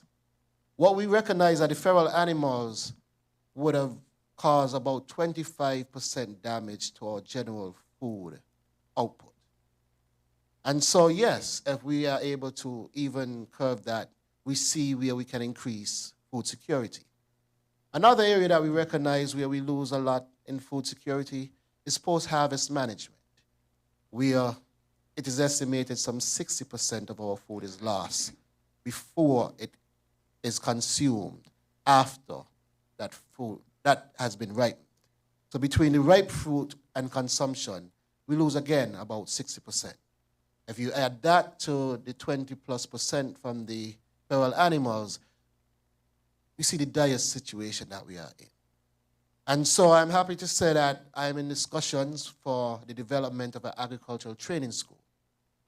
And that will be on island with the support as well of the University of the West Indies, where they will be assisting with training our farmers, processors, and interested persons in agriculture in both crop management, post-harvest management, and the wide range of agricultural input. I believe that training school will go a long way. And I believe that once we put all efforts together, we can see our country maybe even exceeding that 25 by 25 agenda. Because easily we've seen 80+% and identify how we can curb that somewhat. And that does not include improving output from improving the input. So if we improve agricultural input by planting more food, our greenhouse project that we want to improve, that's additional to managing that 80% loss. And so I believe that the prospects for the 25 by 25 agenda is real. And we are working diligently again towards that. Again, I mentioned the greenhouse farming. We had ordered some greenhouses a few months ago. They should be landing here shortly. Those greenhouses, we should put our model greenhouse village together. And once we have that model together, then we should move quite rapidly into developing those villages around the island. As we know, protected agriculture is a much more manageable, convenient way of, and data-driven way, I must say, of producing food. And if we could produce food with a much more data-focused approach, then I believe, again, we improve food security. And I'm happy to note that we are well on our way to developing that. I continue to meet with our farmers and our food producers because we don't believe we have all the answers on the inside. And so we reach out every time, locally, regionally, and internationally. I went to the Virgin Islands to their food fair, and we had a lot of information coming back from that. A huge food fair that saw some 30,000 plus persons attending. And what we learned there was invaluable not only for food production, but in expanding our markets to the Virgin Islands and the rest of the region. And these are things that we are working on and developing, and the public will be able to hear more about it as time rolls on and we release the full scope of what we are doing in agriculture in a few weeks to come. And as I move on, because I don't want to take all morning here. Minister. Just to say that small business will be officially launching soon. We were creating a home, we were creating the proper infrastructure because it's a new ministry. In a few weeks, we hope to launch that small business ministry, and the public again would have now a one-stop shop where they can come, apply for a business license, be guided through that process, be able to have technical expertise guide you through the development of your business, training sessions, be able to be prepared for grant management and loan management, and the whole works all the way through, hopefully, to a successful business. So in a few weeks, small business will be launched. And finally, we are indeed preparing to be ready to start the issuance of licenses for those who are interested in becoming entrepreneurs in the cannabis industry. And all goes well, by the end of the second quarter of this year, we should see that industry being fully launched and ready for our people to partake in a wonderful industry that promises great returns and economic development for all of our people, regardless of where you're from, academic background, or any other social construct. It is a wonderful opportunity for all our people, especially those most downtrodden and our Rastafarian community. I want to thank all of you for listening, and that is a summary of some of what we are doing in my ministries. Thank you. Before we move on to the Honorable Convis Maynard, I welcome the Minister of Sustainable Development, Environment and Climate Action, Constituency Empowerment, the Honorable Dr. Joyle Clark, and I invite her to take the mic to give very brief remarks and update us or share vital information pertaining to her ministries. Good day, everyone, and thank you, host. I was hopeful for a minute that you said before we move on to Honorable Convis Maynard, let's just greet the minister and then move on, but I'm now. I want to start by thanking the Prime Minister and by extension the Cabinet for accepting my delayed arrival to this morning's press conference. When we were confirming the date and time, I explained to the Prime Minister that we had a very integral session this morning at the St. Kitts Marriott, and it was a regional conversation for establishing a local grant for a regional grant in St. Kitts, hosted in St. Kitts, for community groups for climate justice and gender justice. And the Prime Minister, being one of our biggest champions in this space, said, "You have permission to arrive a little late, And I want to thank you, not just for the grace to do that, but for also for the cabinet members recognizing the importance of sourcing not just bilateral grants and government grants, but grants which are for community groups, which are for women in the gender space and for empowerment and climate justice. That's why I arrived fashionably late. On that point, I want to update from the Ministry of Environment, which is also one of our partners in terms of supporting the community work for empowerment and climate action. The ministry continues its legislative consultation to be able to work towards the single-use plastic ban. I mentioned this last time we were here, and I will mention it every time we are here as part of our media consultation. The single-use plastic ban is a dual process. It requires government, it requires publicity from the media, and the next phase is really legislative amendments for small steps. We're not going to get to the point of absolutely no plastics in St. Kitts and Nevis before we get to one small step of having the legislative support, and the ministry is actively working on that front.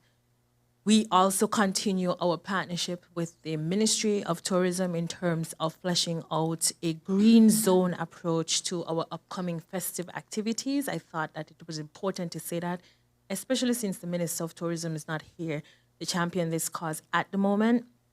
Both ministries have recognized the importance of being champions for each other. And in this space, it's about creating a greener approach to our upcoming music festival. And both ministries have been in consultation on how do we approach this, how to make it possible for our vendors. We do know the cost of non-styrofoam products are pretty cost prohibitive, but we are working towards ensuring that even that small step can be possible for the upcoming festive season.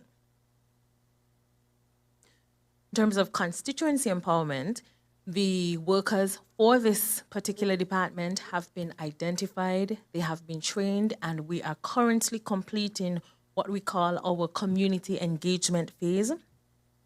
We know that for the past 7 years, the constituency empowerment has not really functioned as it ought to, so the last 6 months have been spent ensuring that the workers are fully operationalized, resourced, and supported to engage with our community. And just as Minister Duggins mentioned, very shortly, we will have our full rollout and community engagement process for the Department of Constituency Empowerment. On the parks and beaches front, I mentioned recently that parks and beaches in Parliament, I think, that parks and beaches is now comfortably housed in the Ministry of Environment. And I want to share a very short story as it relates to parks and beaches. Yesterday, I got a message, and someone said to me, you know, there's this comment that the Frigate Bay Road is full of plastic bottles, and it's as if we should not have made a change because there's so many plastic bottles, and what are we doing? What is this government doing? And being an action minister, I immediately took a drive to Frigate Bay Road, and I observed something different. Yes, there were plastic bottles on the side of the road, but there were parks and beaches workers, fully geared, cutting the verges and digging out the plastic bottles that were in between the trees, and they had them on the side of the road. I called the manager and I said, what's this for? And they're doing the next phase, which is collection. It forced me to think of what really is the problem. Is a problem that parks and beaches now has to transition to collecting plastic bottles from the side of the road, or is the real problem that Kittitians and Nivisions throw plastic bottles from their vehicles when they drive, or leave plastic bottles, as I said last time I was here, in the very fancy lookout corners and intimate spaces in St. Kitts and Nevis? We have a behavioral problem that parks and beaches is attempting to solve by not only cleaning our verges and green spaces, but now collecting plastic bottles. We need behavioral change, and we need to do this collectively. So I'm grateful for the person who posted on social media that the place was Frigate Bay Road was dirty with plastic bottles. But I want to be even more grateful for all of us, including the media, for sending that message that it is not okay to throw plastic bottles from your vehicles or leave them in green spaces after you have used that area. I want to thank the Parks and Beaches unit for continuously working to keep our environment clean. On that line, the Solid Waste Management Corporation continues its own partnership with the Republic of China, Taiwan in terms of the Recycle SKN project. I want to thank each of our cabinet members here for joining our mission to recycle plastic bottles in our schools. And you saw us at Dean Glassford, at Joshua Obadiah, at the Newtown Primary School, the Brantywich Primary School. We have been in Antucker Clark, at Deert Bay St. Paul's. We have been in every primary school listed today, and we are pushing for our young students to understand the benefit of recycling. And what better way to do so than to have members of cabinet showing up, despite their busy schedules, to be a part of the recycling program. So thank you, Cabinet and Prime Minister, for supporting this initiative. The second phase of this Recycle SKN initiative includes the installation of a plastic recycling plant on the Connery landfill. And I'm happy to say that we have now, just yesterday we got news that we are able to move to the next phase of installation. What we thought was a huge setback in terms of electricity and financial support for it has been solved again because of our partnership with the Republic of China and Taiwan. So thank you to them again for always being there. The acting general manager, Ms. Judith Isles, has been behind this. And we want to thank the staff at Solid Waste for their patience and for sticking to it in terms of ensuring we are ready to install our own plastic recycling plant. From the Ministry of Sustainable Development, I want to mention that just recently, Cabinet, and you would have seen this in our Cabinet briefing from 2 weeks ago, the Cabinet approved NHC being able to build on any land, whether the land was issued from Sustainable Development or from NHC. And why did Cabinet approve such? There was this unwritten policy that NHC could not construct homes on lands from persons who obtained their lands through Sustainable Development. That was prohibitive to development, and that was not going to enable a very strong construction sector as we want. And Cabinet recognized the importance of making it very clear that NHC, for this second housing revolution, where they intend to build their 2,400 homes, could have available lots to build them on. And that includes from persons, potential homeowners who receive their lands from Sustainable Development. So as of 2 weeks ago, it does not matter if you got your land from Sustainable Development, your house from NHC can be built. I think that's something that's very important, and I should say together so that we can applaud the Cabinet and NHC for pushing for that and for Sustainable, for ensuring that happens, because home ownership is financial security, it's safety, and it's advancement, and it's intergenerational wealth. And our Prime Minister has said that several times, that our mission is to empower, and that's what we have done in supporting that cause from the Ministry of Sustainable Development.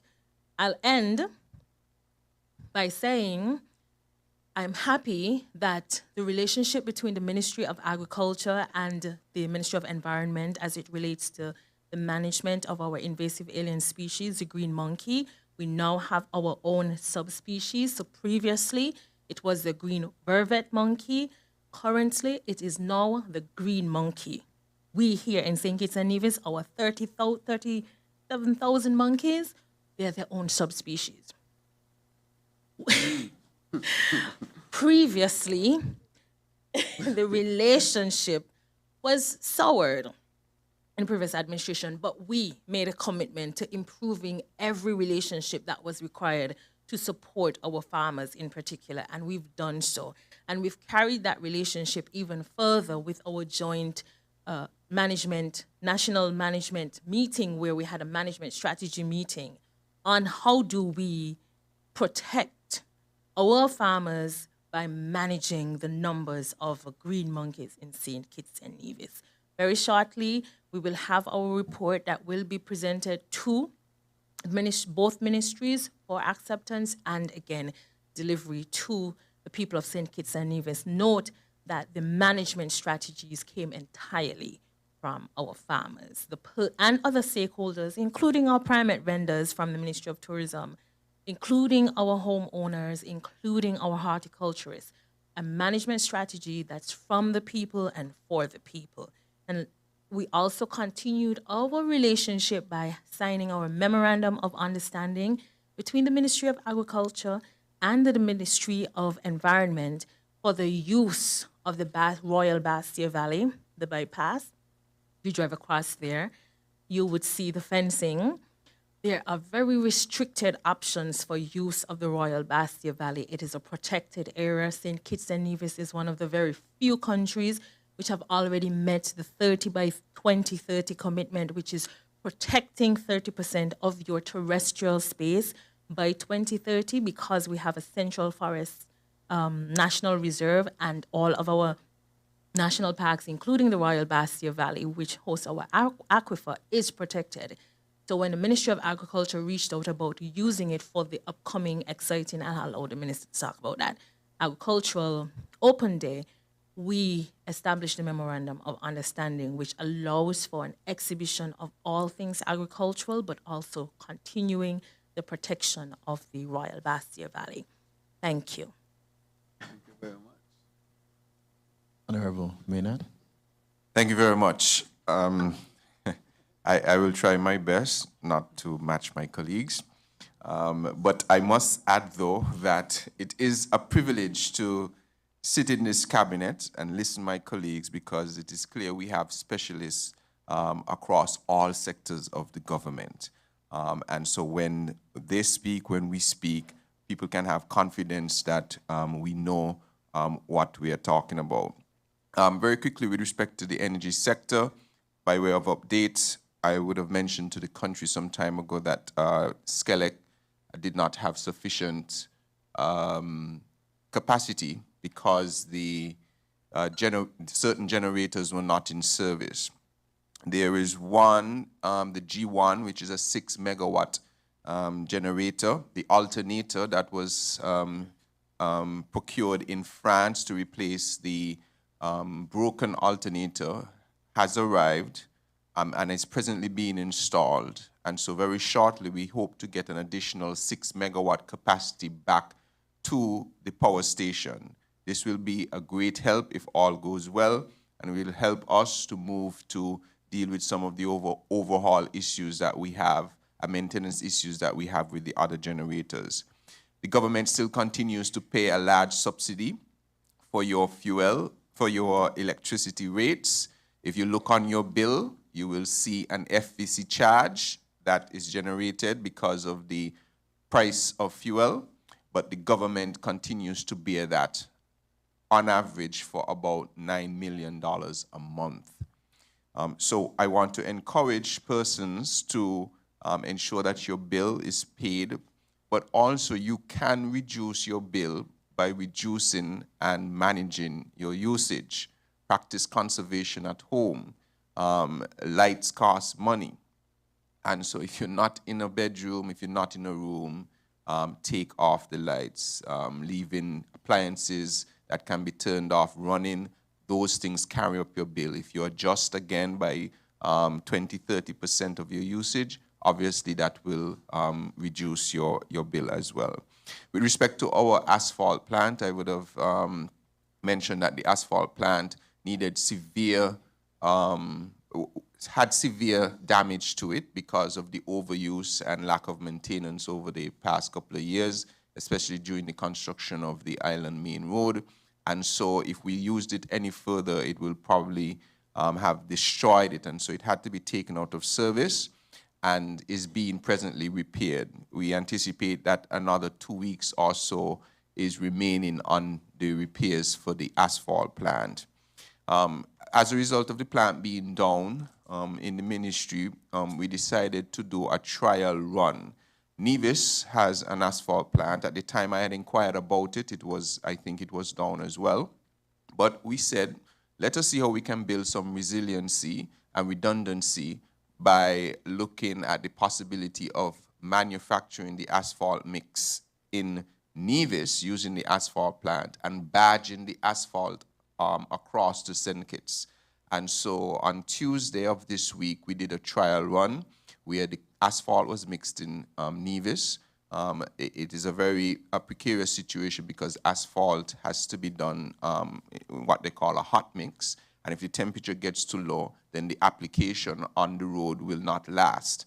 And so we were doing a trial run to see how it is possible that we can make the asphalt in Nevis, get it on the badge, get it to St. Kitts, lay it, and see how that stands up. And so we have done that on Tuesday for the lower part of Market Street as a test run. It has gone successful so far, and we will evaluate the performance of the laid asphalt. So we have that option in the event that we have similar situations in the future. We anticipate that the asphalt plant will be back online very shortly, so there will not be a need to continue that particular practice, but we know that it is possible with cooperation to augment the services here in St. Kitts, and similarly if Nevis required the assistance in Nevis. I want to thank the Public Works Department of Nevis for being more than accommodating in this endeavor and the cooperation to make this a reality. We want to put our hands together for that cooperation. My staff told me they were more than helpful in this particular endeavor. And finally, with respect to water, we continue to push and prepare ourselves for the transformation of water in terms of identifying all that we need to do to facilitate the possible installation of the desalinated plant. Additionally, with the extra well drilling in Keon, we are hoping that the last repairs are now completed or being completed on the rig to drill the well in Keon so that we can add close to 500,000 gallons of water per day to that particular area. We're hoping, it has been quite some time in terms of the repair. Every time that they have done some repair, they find another issue because of the long time that the rig has been left abandoned here over the past couple of years. So as the Prime Minister mentioned, we have been having to deal with a number of issues of neglect across many of our utilities. For instance, in energy, there has been no investment in fixed capacity over the 7 years of the last administration. There has been no investment in water. There has been no investment in the interior road network system over the last couple of years. And so all of those things now are coming to bear, and we're trying to deal with them. So that's the update I would provide for now. Thank you, Mr. Prime Minister. Thank you. Honorable Dr. Denzel Douglas. Yes, thank you. Thank you, Prime Minister and Mr. Moderator. The ministry, of course, or the portfolios that I lead in this government are the Ministry of Foreign Affairs, International Trade, Industry, Commerce, and Consumer Affairs, and also Economic Development and Investment. I'd like to start with the International Trade and Industry and Commerce and Consumer Affairs Ministry, because this is the ministry that is relatively new to me and which to a large extent impacts upon industry and commerce, etc., in St. Kitts and Nevis and how we deal in business terms with the rest of the Caribbean and the world. Simply to say that the Consumer Affairs Department in particular, we've done some very important awareness work over the last few weeks when we commemorated Consumer Awareness Week and brought to the students in our schools the important role that they play in terms of determining what their parents buy and how they consume what they buy. This was manifested in members of the Consumer Affairs Department going into a number of schools, 3 different schools, launching this program among our students at primary school level. And then it culminated with a very exciting consumer affairs quiz that was won eventually by the Irishtown Primary School. We also, of course, continue to emphasize the important role that consumers have to play in paying close attention to prices and the quality of goods that they are purchasing and consuming on a daily basis. Even though there is existing legislation, quite a bit of it is still very inadequate. And we are planning to bring to the Parliament an upgraded version of what would be a harmonized piece of legislation that gives more authority to the state in support of consumers' demands with regard to better service and, of course, better prices. Speaking of prices, just earlier this week, the bakers have started to meet under the aegis of the Chamber of Industry and Commerce, speaking on the price of bread. So we are engaged in this particular exercise. You can be assured that we shall do what is expected of us as a government and ministry to represent the needs of the people, because the people's needs are also the needs of consumers, as well as also provide service and the goods. The manufacturing sector continues to be a challenge. This was a sector that absorbed quite a bit of our unemployed people in the past, especially our young ladies. And I've used the opportunity last week and continued this week to visit a number of manufacturing centers in the industrial estate. The exercise is not yet completed, but I want to use this opportunity to again commend the workers, many of whom are ladies, close to 400, if not more, ladies still employed in the manufacturing sector. We want to emphasize that their work is dignified work. We want them to know that their role is critically important in the overall economic development of our country, and that the government will stand beside them and stand with the commitments that we've made, that there needs to be an improvement in the minimum wage that they earn on a daily basis. This is a matter that is on the front burner of this administration, and I'm sure you will hear more about this in the near future. In terms of economic development and investment specifically, this is again a new ministry, and we are just now about completing its build-out.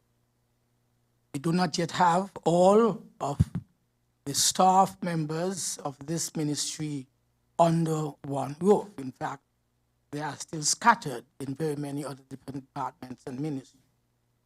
We're hoping that as soon as the space is available, we'll be able to complete this exercise. But just last week and this week, we have been identifying the important personnel who are going to play critical roles in rolling out the effectiveness of this particular ministry so that we would see opportunities for economic development and investment incentives.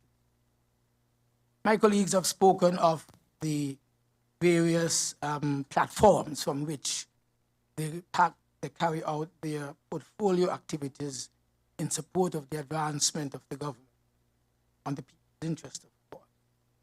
The Ministry of Investment and Economic Development is one which will bring the necessary support to these activities coming to the fore and thus bringing real relief and opportunities for our people. For example, we speak of housing our people.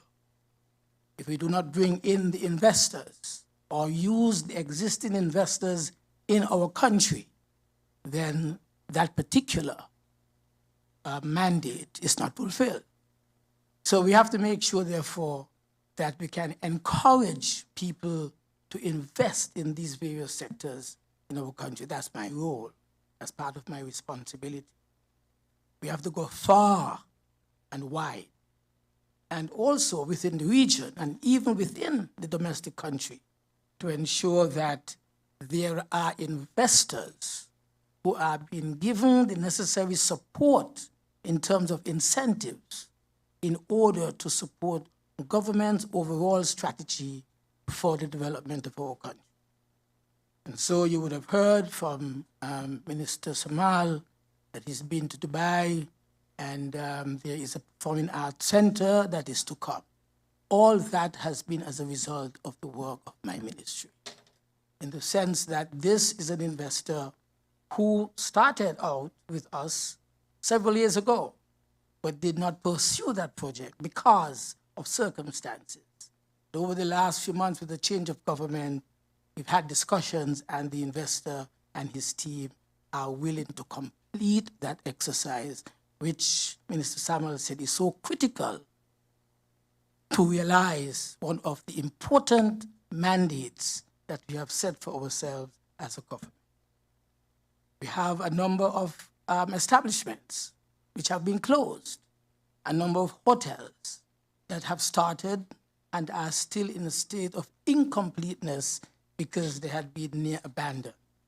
This government, with this ministry, has taken on the responsibility and the task of getting these going again. We have, for example, the situation in Kitishan Hill that was abandoned by the government at one time, the previous government, that is, after millions of dollars invested there, just simply abandoned because of political reasons. That has been picked up now, and we are pursuing quite vigorously new investment opportunities to carry forward the vision of Kitishan Hill and the vision of developing the White Gate area for the benefit of the people of St. Kitts and Nevis, especially the people in that part of the country who would have been the beneficiaries of the sugar industry that was closed back in 2005. So the important role that we have to play is jointly, we are all joined by the hip in ensuring that the country's dynamic investment and development portfolio is carried forward. I want to end on the Ministry of Foreign Affairs.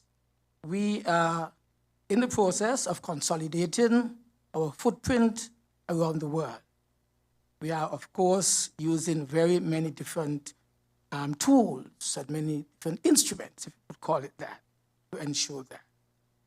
We are expanding our diplomatic relationship with countries around the world. We are doing this against the backdrop of inviting investment into our country. And I want to say very little about a matter, but I will say that some of those who have been our successful economic citizens are now beginning to realize the opportunities that we have here. We shall tap them. They will come, and they will join with us in carrying forward our mandate.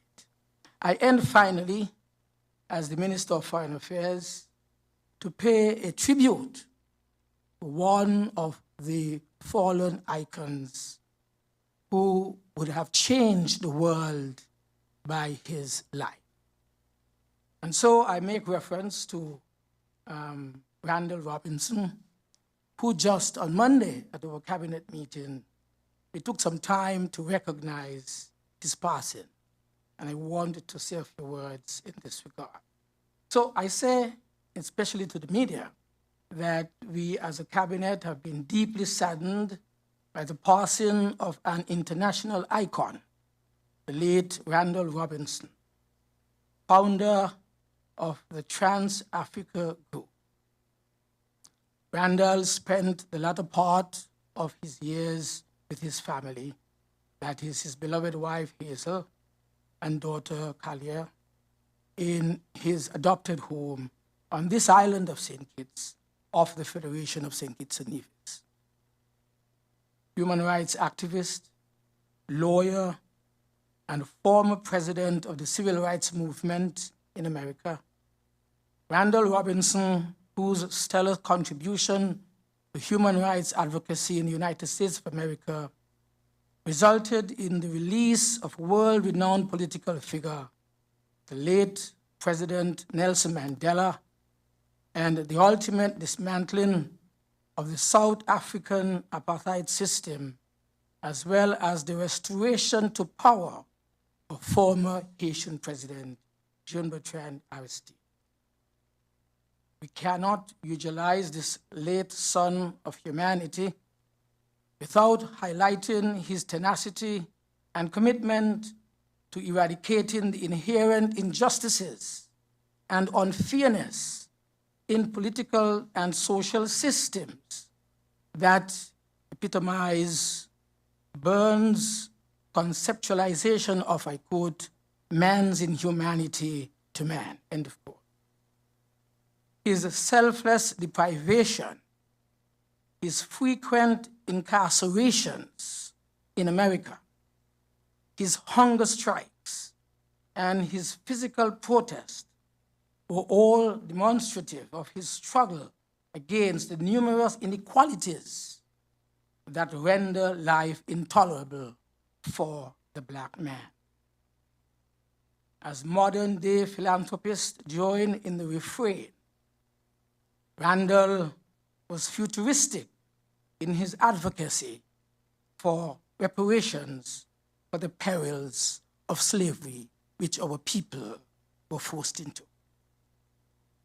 I have had the opportunity of conversing with him on many occasions and always marveled at his intellect, marveled at his humanity, his humility, and the genuineness of the brother who fought for the rights of a people of Afro-American and Caribbean descent.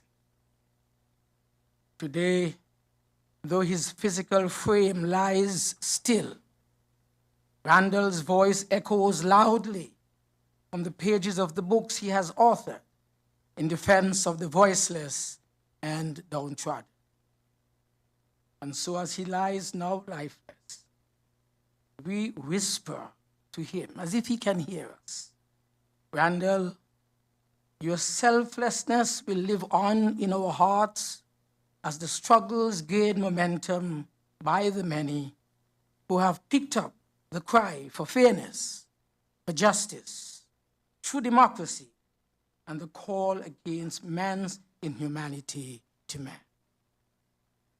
Hazel and Kelia, and you find strength and solace in the accomplishments that emerged from his struggles and sacrifices, advocating for his fellow men, and especially people of color.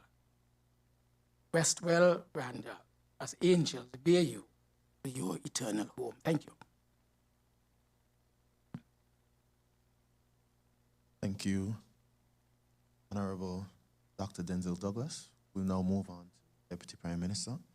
Thank you very much, Moderator. Very briefly, as form of updates to the general public, just to let you know that the work at the Irish Town Primary School that has started, and there are three major projects that we are working on at that institution, and we are hoping that by the end of the Easter break, the entire project will be completed. The security enclosed area of the eastern and the western breezeway are currently being installed. I visited yesterday. Work remains in progress on the fence that we are replacing and the relocation of and refurbishing of the new space for the principal office. That is ongoing. As I said, our tentative target date is April 24th. While I'm on education, just to bring some information to the general public, we are aware that we indicated that we are merging the Estridge Primary School and the Edgar T. Morris School fully in September. I am happy to report that both schools have been working well together. The Estridge Primary School students and teachers, they spent an entire week at the Edgar T. Morris working on further integration and socialization of the students. There were a number of competitions that we advertised, which included the uniform competition, the motto, the crest, and the school song. Tomorrow is the deadline for those competitions. So we are looking forward to some good news as to the new look of the Estridge Primary School. I am happy to report to the general public, based on a question or several questions that were asked in relation to the HERE policy in our school. Immediately, a committee was formed to review this as it relates to the students' regulation. And of course, the necessary information is being crafted. And of course, we have to make sure that whatever policy we put out there, it does not discriminate. So we are working on that because, of course, the goal is to make sure that it is inclusive, respectful environment that promotes diversity and self-expression in the line of our school standard. So in quick time, we will make the announcement of the changes in our school HERE policy. I can only imagine the excitement from our students and some of the teachers as well. As it relates quickly to housing, I'm happy to report that our housing revolution, second revolution, that is on its way. I must also let the public know that after assuming the Minister of Housing, there were a few persons whose homes got approved prior to, and we have allowed those persons to continue with their homes.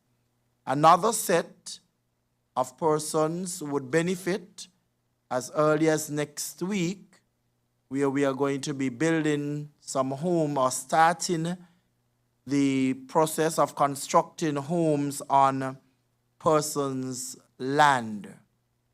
And I am happy to report that I have in my possession the model drawing of what the East Street homes will look like.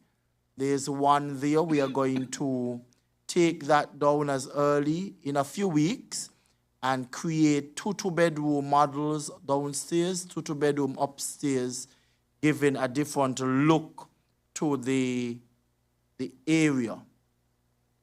I want to commend the E&J Construction, Mr. Errol Williams, for the Cornerstone Housing Initiative that was launched on Saturday, where you have private persons, local investors coming on board to be a part of the housing revolution. And they are also partnering with the Bank of Nevis, where the financing is provided through that institution. So I'm happy that we have one of our local contractors on board, and there are several others I know will come on board as well. Under housing again, homes will be built on persons' land and also in project areas, but this time around, you would see a difference with those homes that we once used to call on the project.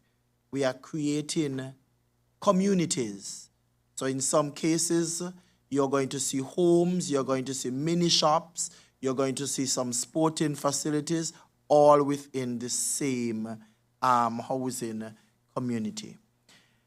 As I move on to ecclesiastical and faith-based, of course, again, I want to thank the country for how they responded to our National Day of Prayer. We have since had a seminar for our pastors and our church leaders on intellectual properties.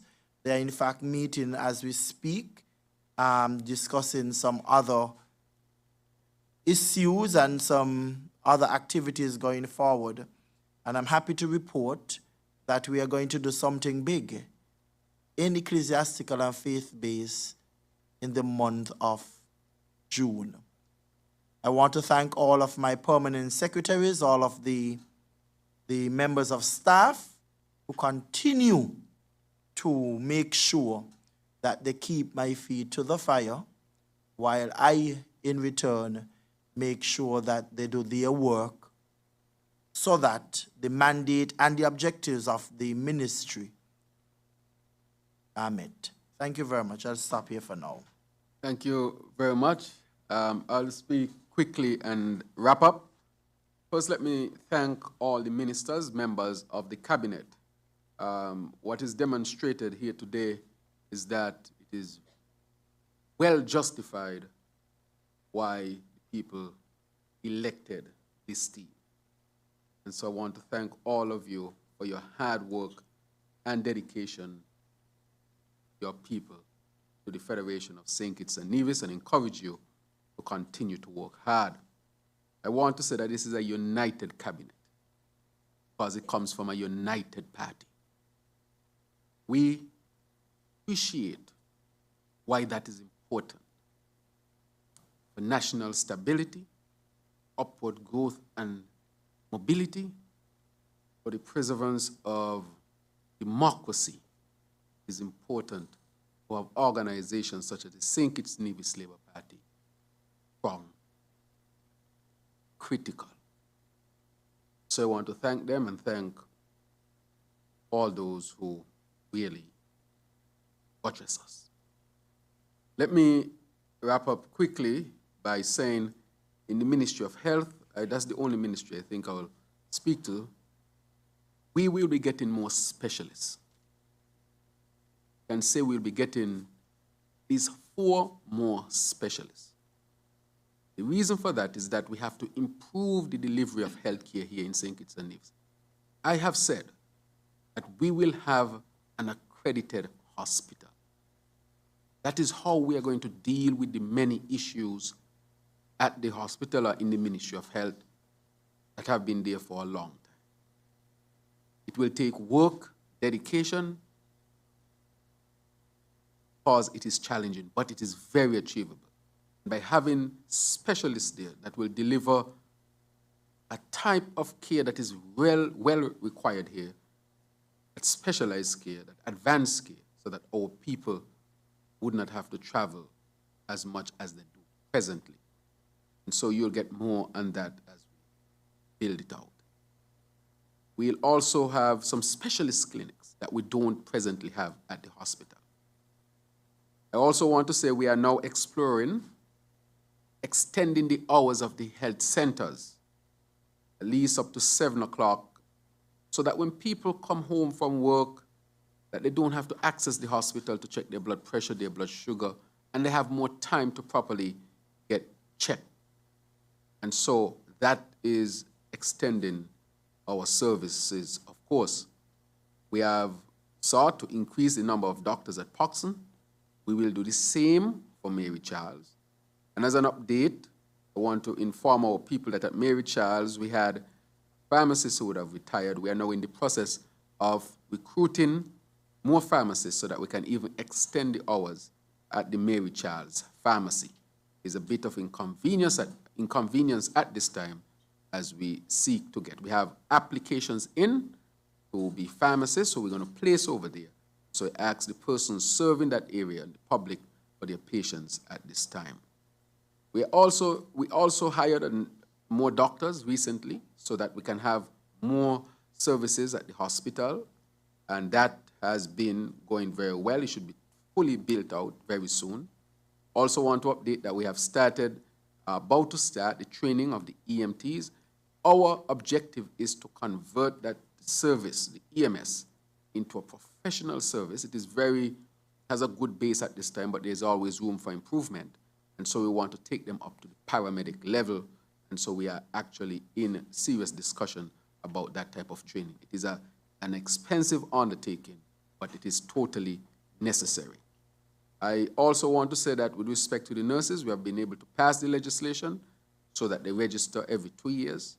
We have also going to put in place the opportunities for more scholarships for nursing. We also put in transportation in place for nurses so that when they finish work, especially late hours, they can be taken home. But that has been a matter that has been affecting them.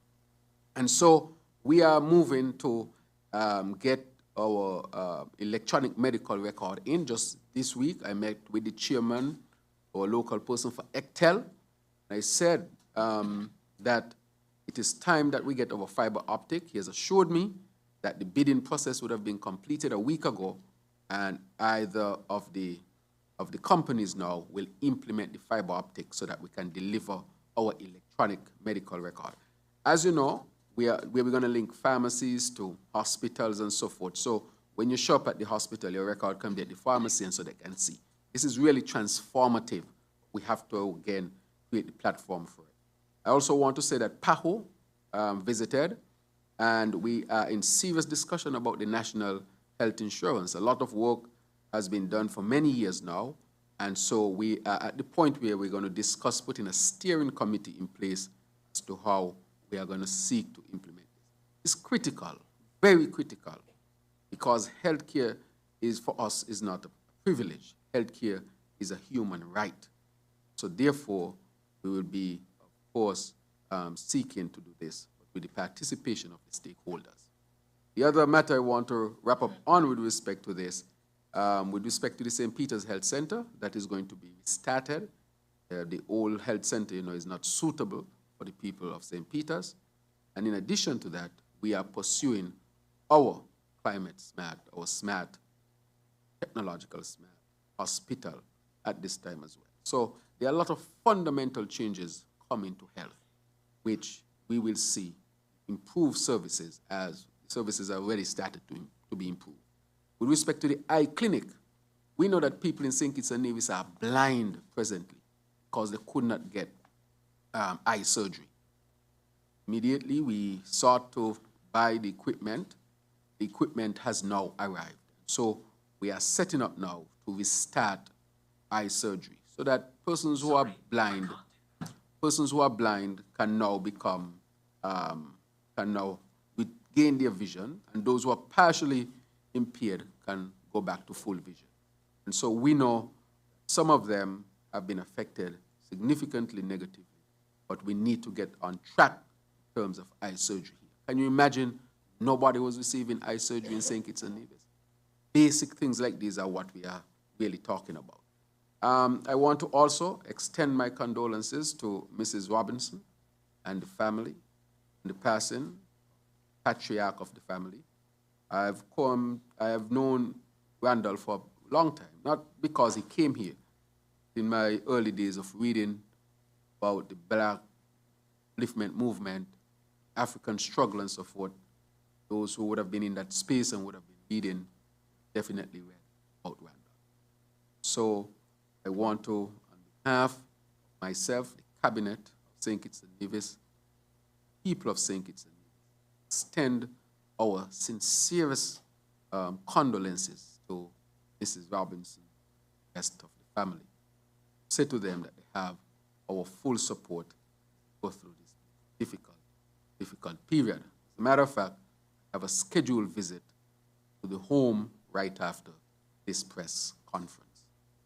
I want to finally say that irrespective of what we have found when we took government, many basic things that were missing, from lack of water to basic eye surgery, electricity, to banks that were in trouble, to a financial system that had become dependent mainly on one sector, the loss of the manufacturing sector, post-COVID, and social program that is unsustainable according to international financial institutions.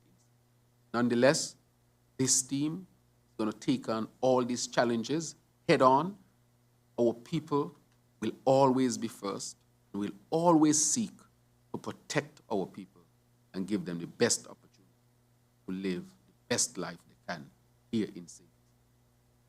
With that, I want to say thank you to the media, thank you to all of our citizens who have been listening, but also thanks to our citizens who are hearing impaired but were able to join us today. And I want to thank our Mrs. Jacobs, our sign language specialist. Everybody today got a break, and you did not get one.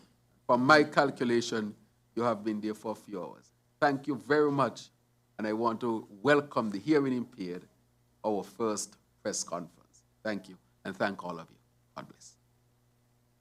Thank you, Honorable Prime Minister and other members of Cabinet, for your closing remarks.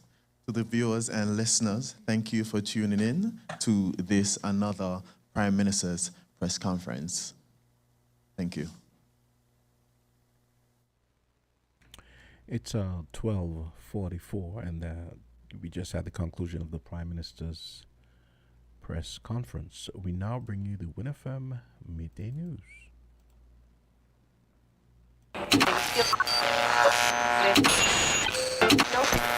You found the sound. 98.9. Win FM. We now bring you the headline news. The headline news is brought to you by Caribbean Alliance, KDP Enterprises, The Grange, and Carib Brewery.